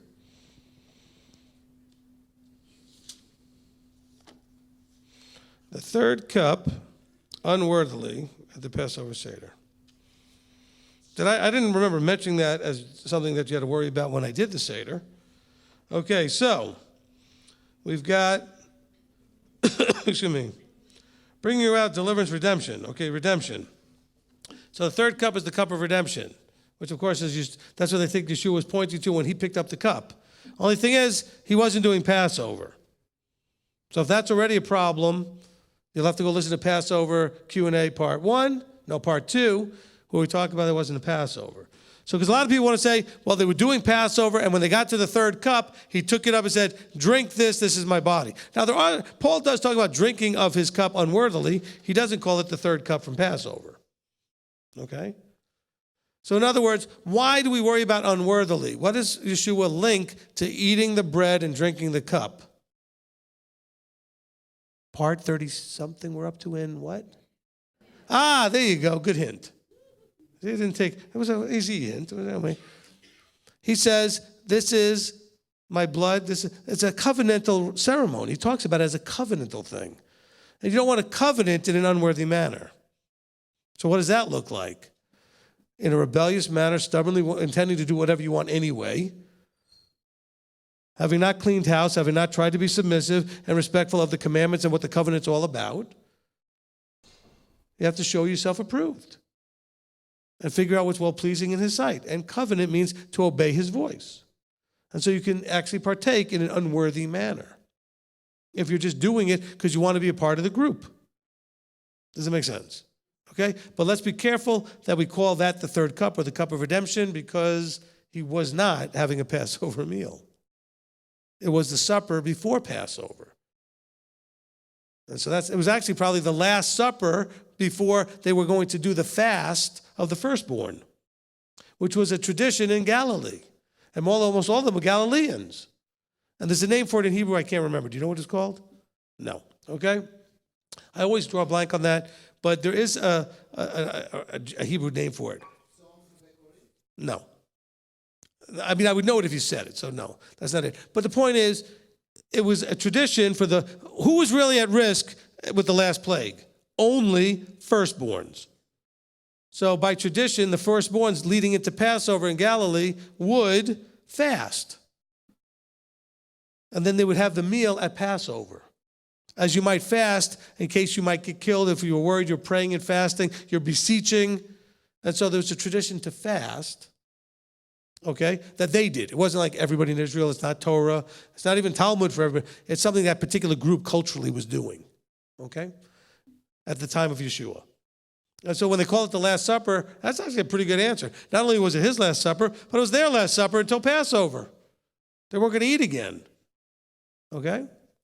Okay, next question. Okay, Shauna?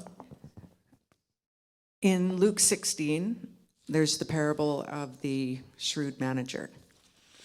And when Yeshua is talking about the rich man that hires him, I'm wondering, who is the rich man represent?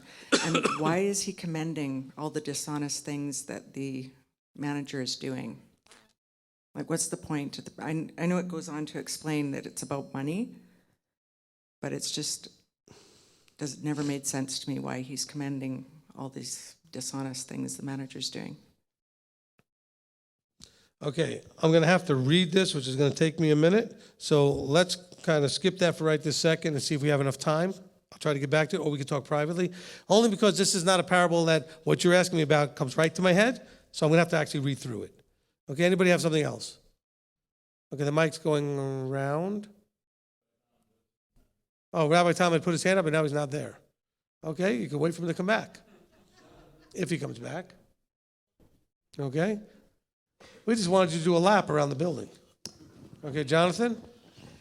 And then Aubrey after that. What, who else had their hand up?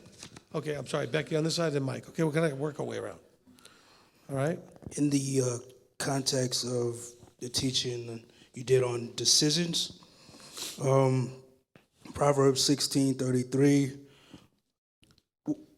says the lot is cast into the lap, but every decision by it is from Yahweh. I've seen this casting lots in several other places in Scripture, one being Acts 1:23 through 26. And they put forward two, Joseph called Barabbas, who was also called Justice, and Netanyahu. And praying, they said, you Yahweh, who know the hearts of all, show which one of these two you have chosen to receive the share in this service and office of the emissary from which Yahudah by transgression fell to go to his own place. And they cast their lots, and the lot fell on Netanyahu, and he was numbered with the 11 emissaries. That's got to be wrong, because isn't it Paul? No, I'm kidding. Right. Because Christianity acts like he's the 12th apostle, you know. Right, well, you know, Judas messed up. So Paul, people that almost like never read Acts chapter 1 to see where that happens. Okay? So it's another Matthew, basically, is brought in. Okay, the whole casting of lot things, the whole putting out a fleece and all that stuff. There's no instruction to do this. We do see some people doing it. I don't do it. I don't get it. I think it's bordering in a wrong direction. I would stay away from it. It might have been a cultural thing. I don't understand even exactly what they did, because we just told they drew lots, whatever that means. They cast lots. I'm not sure what that looked like, okay? So I can't really explain it to you, but I wouldn't be doing it. Actually, I don't think you could be doing it, because I think most of us don't even know what they did, okay? Okay, next question, come up here. I think Aubrey had a question. We're trying to work our way around. Okay. So I want to say hi to Alice, Dave, and Miss Barb first. Miss you guys, love you. Okay, so that's it. My question is, Jeremy and I would like to travel to like Lakeview. Can we use, to visit for like a Sabbath, can we use our second tithe for that? Not unless it's a feast. So not for like a regular Shabbat, only feasts. Okay, thank you. You're welcome. So if you go up there for Shavuot or something, that could work. You know. Okay. Okay, so if you know me, I'm a nurse. If you don't, then you know now. I'm exceptionally good at wound care. I love to be able to go in and take care of people and watch God knit people back together. Yahweh. Sorry, I was talking to some Christian people yesterday. So my big question is, I also grew up in a Pentecostal church my whole life, so I know all about the charismatic stuff that you were talking about. But when they were also really focused on speaking in tongues, the gifts of spirit and healing and all of that. And so for my own walk, because I have a gifting in being able to work with people and help them be able to heal, I want to know what your viewpoint is on healing and all of that. And I also struggle with, Yeshua said that we would do things that he has done and greater. And he healed people. And I just don't see that happening nowadays like it did back then. And I don't understand, you know, maybe there's something that I'm missing here, but that maybe I need to be seeking or looking more into, but the charismatics don't have it right, because it doesn't happen. I mean, I've seen healings myself. I've seen people raised from the dead and prayed over and all of that. I was there present for it. But it's not to the degree that Yeshua said that it would happen. Okay, so context. Who is Yeshua talking to? His disciples. So who is going to do greater things than Yeshua did? Us or them? Them. There's your answer, okay? So we're looking for something now that he didn't say we would be doing. He said they would be doing. And by greater, he meant volume, not more impressive. They would simply be doing more of it. I don't think anybody's going to do anything more impressive than anything Yeshua did, but they were going to do more of it, okay? Greater meant more, okay? So yeah, you see the apostles, he's one man, and you see 12 of them go out there doing huge things. Okay, does that answer the question? Well, I mean, as far as why you're not seeing and you think there's something missing, what's missing is, it's not saying that it wouldn't happen today. It's just not saying that we would be doing greater things than he did. It said they would. Whoops. Discipleship is about becoming like them in character and instruction. It doesn't mean they're given the same anointing and power to do the gifts that were needed to start and launch what was started and launched. Give her back the mic because this is going back and forth. And nobody's hearing the other half of the conversation. Okay? Okay. There you go.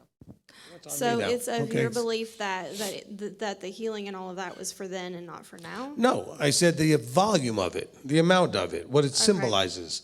Okay?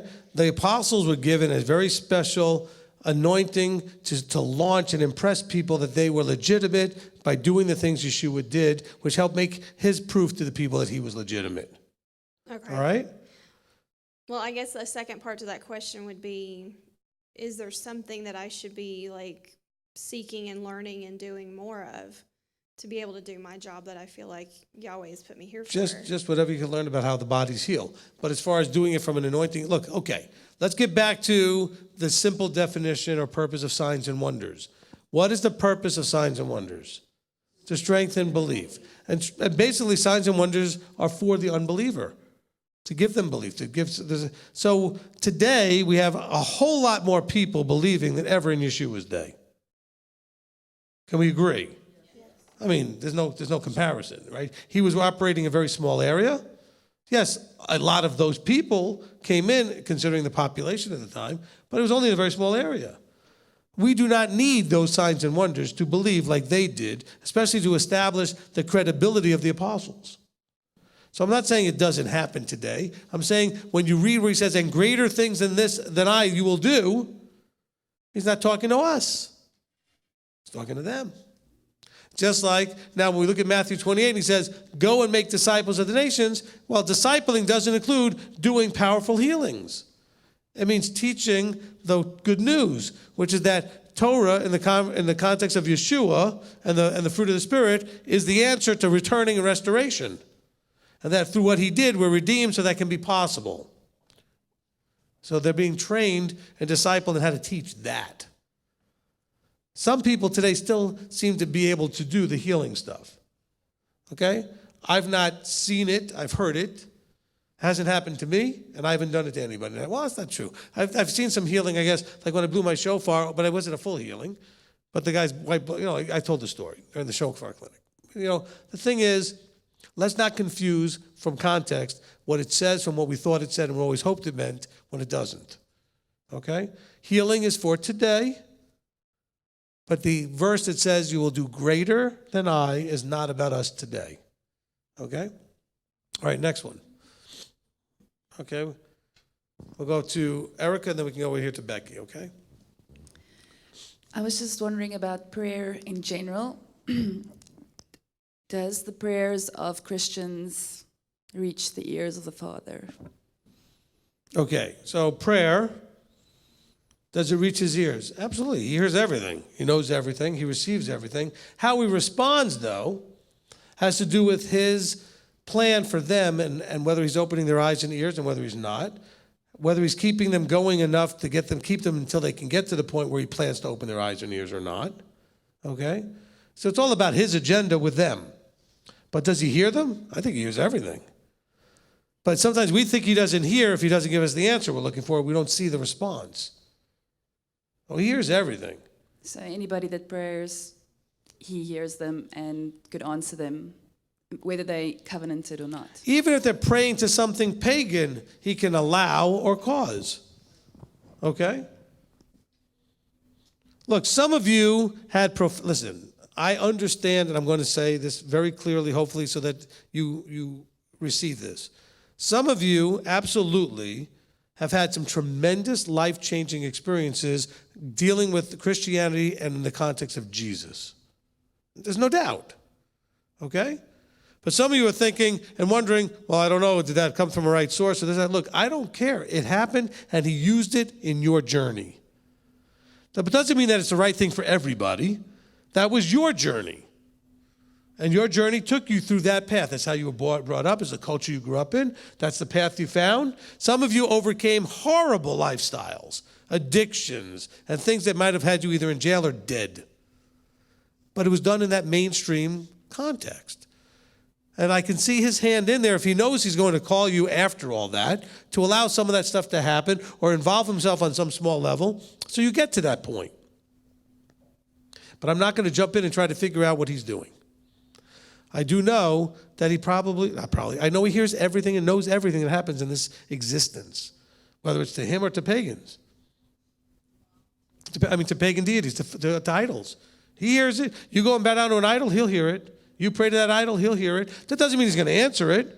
He'll be aware of it, though. And he could choose to allow, if a demon's involved, and he wants to allow that demon to do something or not allow it. He causes or allows everything, knowing what his plan is ultimately to get you where you want to go or where he wants you to be. Does that make sense? Okay, good. Okay, Becky? This is I'm looking for clarification and maybe confirmation from you. We've talked about... Confirmation is sort of a Catholic Christian thing, isn't it? Okay. Specifically regarding Kashrut, I feel like I've gotten some mixed messages, and I just wanted to know your instruction. I know that we're to be looking at labels and we need to be eating according to Torah, but are we only allowed to eat food that we find that has specifically the kosher symbol on the label, or are we allowed to use discretion at being careful and reading ingredient lists and knowing what the ingredients are and that kind of thing? Because I know a lot of stuff, maybe the company can't afford the kosher stamp. So I just want a clarification, because I feel like some people feel very, very strongly that it has to have that label, and others... And they do. People feel that way, absolutely. So I just want your response to that. Okay. For simplicity's sake, if you find the label, you're good. Of course, if you're more health conscious than that, you'll realize that the people that put the labels are very happy to put other things in there that are not really good for you, although they are not unkosher. My wife she wanted to pull her hair out trying to find kosher chicken soup that didn't have MSG in it. They all do. I think she finally found one. But the thing is that you don't need the labels, the answer. But you do need to know what you're looking for, because there are a lot of things that can end up in the ingredients that you don't know are unkosher. There are lots of lists in different places. We do have some lists of those things, I think, in our cookbook, number 1. Okay? So if you want to get the M2I cookbook, I think we have a page that addresses that. But the things you have to know where they come from. You'll see a chemical like L-cysteine, and that can be real problematic. But it is gross where it comes from, okay? All right? But you'd have to know that that's actually not just a chemical. They go, oh, that's a chemical. Doesn't sound like pork or anything, so it's probably okay. So you have anything that you read on a label that you don't know what it is, go find out. If you know everything on that label and you know it's good, then buy it, eat it. That's fine, because you are correct. It is expensive to pay for the mashgiach, the rabbi that will come in and validate that things in that particular production house are being done correctly according to their standard, okay? Because that's what they're not praying over the food. They're walking around going, are the machines correct? Are things that shouldn't be interacting with each other not interacting? Are they being used for different things? If it's with meat, are they slaughtering it a certain way? Are they draining out the blood? Are they doing so they're observing and supervising. So you're looking at a supervisory council that provides rabbis to oversee things, and that's expensive. And so, yes, there's a lot of places that will not do that.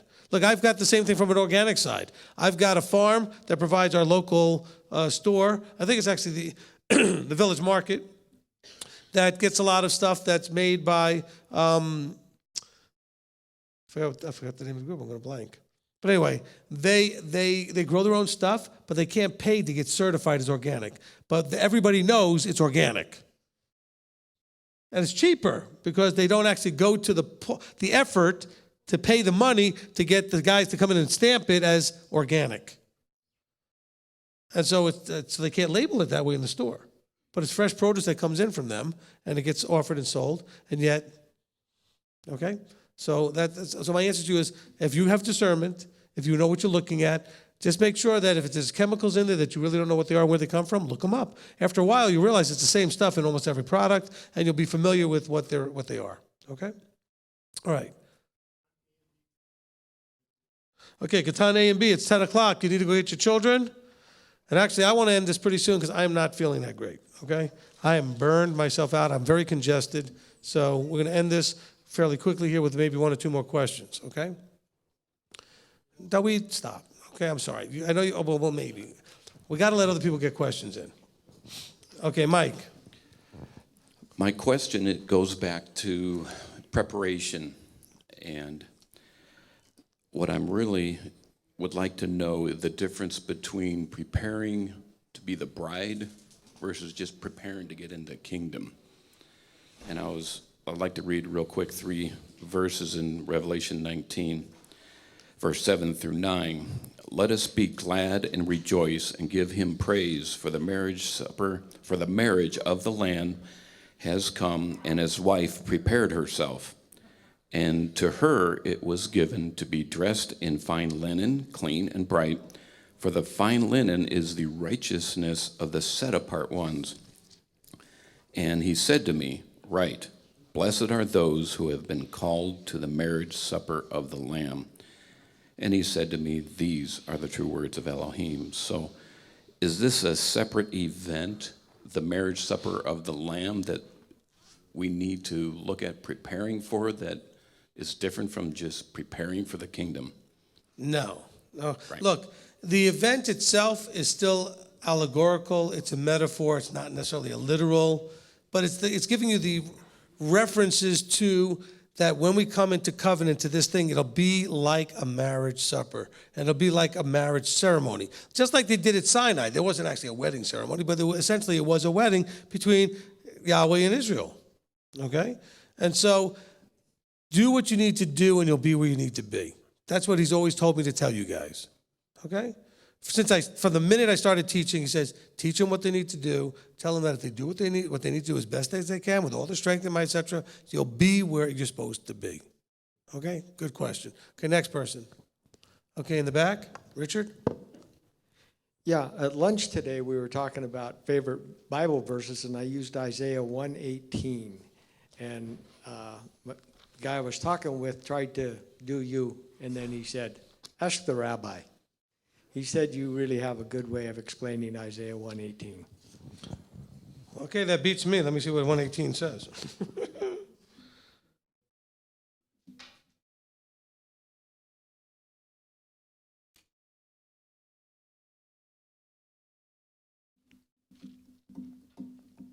Okay, so I'm not really sure what the question is. So it seems that 1:18 is pretty straightforward. Why do you like it, and what do you think it means? Well, I like that whole section there, but I particularly like the first part where it says, "Come now, let's reason together," says the Lord. Okay, that part is the only part I really normally explain. It's the action part. Well, again, when he says let us reason together, that means let us sit down, you be reasonable and pay attention and listen. It's not what people think about reasoning together, like so we're going to have a discussion and a give and take. Okay? He's trying to say, look, let's be reasonable. He says, though your sins, you who are going to sit and reason with me, are like scarlet, if you are willing to be reasonable and listen to me, they can be as white as snow. Okay? So the part that I guess they refer to that I've talked about in the past is this, come let us reason together. I sort of skipped past that to think you had to do with the whole metaphors of the scarlet and the white and the snow and everything else. No, but it's the reasoning together. It's just like I think we talked about this during the Matthew readings, and we talked about it in other places where there's not going to, he said, when two can't walk together, let's say agree. Well, if you're walking with him, the agreement is that he leads, we follow, we do what he says. He's not going to do what we say. So he says, let us reason together. People think, like when you and I were to sit down, if we were having any kind of a conflict, because remember, there's a conflict here. The sins are like scarlet. So if you and I were having a conflict, we say, come on, let's sit down and reason together. We're both expecting a give and take. That's not the way it works with Yahweh. Okay? What he's saying is, come, let's be reasonable. You are not me. Okay? And based on that, you need to be quiet, listen, and then your sins can be straightened out, and we can get them from red to white. Okay? Those sins of scarlet can be turned to white like snow. Is that good? Okay. The person who tried to do like me, did they say that? Well, they just said, come and ask me. That was me. I told him you have real good Oh, you just told them I had a good answer? Yeah. Okay. Thank you. Okay. All right. I'll return the favor sometime. Okay. No, that's great. That's a good verse because it goes along with what we already talked about earlier today. We were talking about the idea about two can't walk together, so they agree. There's too many verses out there that people like this, or people take these verses like this one to try to justify that somehow they get a say. Okay? Go back to Exodus 19. The only say you get to say is, I agree. He said, go ask them if they agree. To what? You notice that the people didn't say, well, what is he going to offer us? Okay? They just said, whatever he said, we agree. Okay, one more. Okay, no. Okay, over here. And remind me your name? Yochanan. Oh, Yochanan. Yeah. Wonderful. Is that? I said wonderful. Go ahead. My question is maybe somewhat loaded, but it's... I like the last question to be as loaded as possible. Because I'm tired and I prefer loaded questions. All right, go ahead. There's still a main question and all, and I'll put it like this. I believe that put it up by your mouth so we can hear you. Okay. Okay. I believe that going to Jerusalem for one of the feasts is something that we should do in our lifetime because their whole thing about using vessel tide to go up to the feast really in its true sense means going to Eretz Israel. But my thoughts have been different, where I've had some new things that I've been contemplating about. And that is, I'll take a reference that you spoke about earlier. You hinted at about when the northern kingdom broke away and they created, a feast site in Bethel and Dan, and we all assumed that this is the rebellious nation, so they were wrong in everything they did. But not everything they did. That's true, yeah. And I have a friend, a believer, who says, well, the Adonai didn't necessarily reject where they created new feast sites or worship sites. He wasn't necessarily against that, but and then you have Yeshua when he was in the flesh. He says, talking to the lady of El, he says, woman, don't worry about, whether, Adonai is, we worship Adonai here in Jerusalem or in Bethel, which I think she was, because she was Samaritan. Someday we're going to be, I forget the end of his answer. He said, it'll be neither place. And so makes me wonder, well, is it really necessary for us to go up to Israel to fulfill, that mitzvah? I mean, it says we base all this on. It's not that hard a his question. word. I can answer this question. What's that? I said I can answer this question. Yeah, I'll let you finish. I'm sorry. Yeah, I'm almost done. And so we base it on the idea that Yod-Heh Vav-Heh said a long time ago, I'll place my name in such and such place. And for a while it was fluid. You had Shiloh, you had another place, and then he finally settled on Jerusalem. But in light of what Yeshua said, since he, is our master, could we not say that, the place where he's placed his name is really like we practice today, where we assemble and, come up together as a people? And is that more of a fulfilling of that mitzvah, you think, than going to Jerusalem? Okay, good question. I appreciate the question. All right, thank you. Okay, so I did do the similar research that came up with the idea that once the fluidness or the fluidity of the place where he placed his name had moved, that once it got to Jerusalem, that pretty much was it. However, then the whole thing got destroyed, eventually in 70, and there is no real Jerusalem for a long time, and he certainly didn't have his name there. And so the idea of what determines that his name is there. Now, he did select it, which means that ultimately it will be Jerusalem again, including the New Jerusalem in Revelation 21, okay? At the very end of the book, we see that there's a New Jerusalem. So it's the Jerusalem, of course, is the big deal. But now we can't, the whole idea to come up to Jerusalem, we sang this there, right? Okay, up to Jerusalem is about his name being there, his presence being there, the temple being there, his structure being there, his authority being there, etc. All of that being there. It's not there now. Despite whatever had happened in 1948, it's still not there. Okay, so I would agree with you 100% that yes, there are those that might say the only way to fulfill the mitzvah is to go to Jerusalem to keep the feasts. And people like to do that.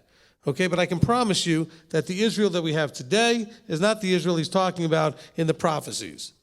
Okay, now it is in Israel, and it is the same place where the prophecies will take place, but it is a political design setup. It's not his design setup. And when we read the verse, and I'm glad nobody really does this much anymore. It used to, I'm glad they don't, because it used to irritate me, and I'm not sure I'm over it yet, so if someone does, it might irritate me. But it used to irritate me every week when people used to raise their hand or in prayer time saying, well, we need to pray for the peace of Jerusalem. That verse is not talking about this Jerusalem, not the one that we have since 1948. It's talking about the one that Yeshua will be in and leading, the peace that will be there then. Read the psalm where it talks about that prayer, where it says, pray for the peace of Jerusalem. It's in the context of then, not now. Pray for that peace to be here, okay? So, because people say, well, we need to be all praying about what Netanyahu's doing and what's going on now in the Sanhedrin there, or the Knesset there, blah, blah, blah. I said, why? It's all political junk. Oh, no, no, no. Ever been to Tel Aviv? All right? I mean, that's the gender-confused capital of the whole world almost. Okay? It's a mess. Go to Jerusalem. It's a mess. No different than when Jeremiah was disgusted walking around it. It's a mess. And so I'm not against you going as a tourist and going to see it, but it's not the mitzvah, the commandment to go and keep the feast that you have to go to Jerusalem. So no. Now, when he's there, yes.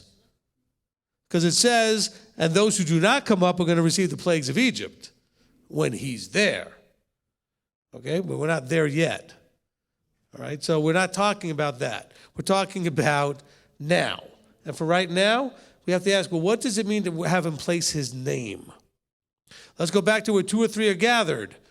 We taught the context of that. The context had to do with leadership and judgment, authority. So if you can find real authority that you believe is anointed and appointed, hosting a place, perhaps that actually qualifies. I can't know for sure. You can't know for sure. We can know for sure that he is not in Jerusalem right now. Not with that mess. Now, does he keep a certain hand over it? Yes, because until he takes his hand off to allow all the end time things to happen, it has to be there. It fulfills prophecy to exist today, so its existence is there for the rest of the stuff to play out. Can't play out if it doesn't exist. And we're told the end time events happen there. Okay? So does that make sense? Did I answer your question? Okay, good. Anybody else with anything urgent? Otherwise, I really would like to sort of end it here. All right, good. All right, I hope that was a blessing. Are we good online mostly? Okay, great. Was that useful? Was it okay?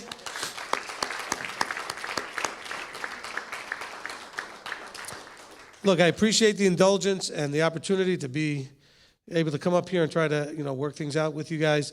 We didn't always have Midrash's schedule. We tried to, but a lot of people, as you can see, are not able to stay up. Some of them have children issues. Some of them just are not night owls and stuff. And it's hard to squeeze these sessions in wherever we can squeeze them. I'm always glad to do it if I can. Of course, a little rough towards the end of Feast. My voice is going. I'm worn out. I've been burning the candle all over the place. So, but listen, it'd be my preference to sit and do this all day. Okay? As a matter of fact, when I visit congregations, when I travel around, instead of doing a teaching, a lot of times I say, the floor is yours. Let's ask questions. And we'll do that for like 4 hours. Literally, 3-4 hours. So I do enjoy this a lot. I appreciate it. I hope it was a blessing and that you got some answers. And what you need to know, though, is you don't need this format. You can contact directly. You can call us. You can get in touch with me, and I can answer your questions more directly. Okay? Please don't just call me. This is the thing that I want to encourage us. Please don't just call me like the Bible answer man to answer all the things you always wondered about. Well, it's always kind of bothered me about, and ladies on Marco Polo, please stop doing that. Now, I haven't answered the ladies Marco Polo halacha questions in quite a while. I'm getting to, there's 30-something of them I need to get to. I know that, I'm sorry. But some of you started using that format for everything you always wondered about. No, it's halacha. Halacha is the walk. I want halachic questions. Questions that you need to know so you can do something. Not something that's always bothered you that you didn't understand. Okay? Because it's not that I don't want to answer those questions eventually. I don't have the time for those questions because they're not as important. They're important to you because it's bothering you. But it's really not important to you because you really don't need to know it to keep moving. It's just something that's irritating you because you don't know. I've always wanted to know. Well, guess what? Maybe you have to go a little longer, not knowing. I only have time at this point to meet the needs of people that have serious things to make a decision on how they're walking this out. Okay? And that's for the guys too on the halakhic. But see, I haven't gone to the men's for a while either, but we have Rabbi Tom and others to jump in and try to answer. So a lot of them get handled. Okay? But I'd like to try to keep up with it. So please, if it's something about the walk, like when Becky asked specifically about Kashrut and what she buys, that's a great question to ask. You need to know as you function, okay? The question that Yochanan just asked, hey, do I need to come here? Is it okay? Or do I need to go to Jerusalem? That's a halakhic question. It's important. Because if the answer is he needs to go, well, that really kind of puts him in a place where he's got to figure out how to do it. Of course, if I felt you had to do it, I wouldn't be here right now. So you probably already had the answer because I'm here, okay? So anyway, hopefully that worked for everybody. Let's go ahead and pray. Actually, let's get somebody to pray. Who wants to pray? Hands up. Okay, let's go with you. And I forgot your first name. Zach. Let's have Zach go ahead and pray for us. Avinu Malkeinu, our Father and King, we just thank you for this time tonight, the time of fellowship that we've had together, and I just ask that you would bless us tonight and help us to sleep well and give the rabbi a good sleep. In the name of Yeshua HaMashiach, Amen. Amen. Amen. Laila Tov. And wait, Shabbat Shalom. And it's after sundown, so it's now what? Day 7. 43 days till Shavuot is fully come.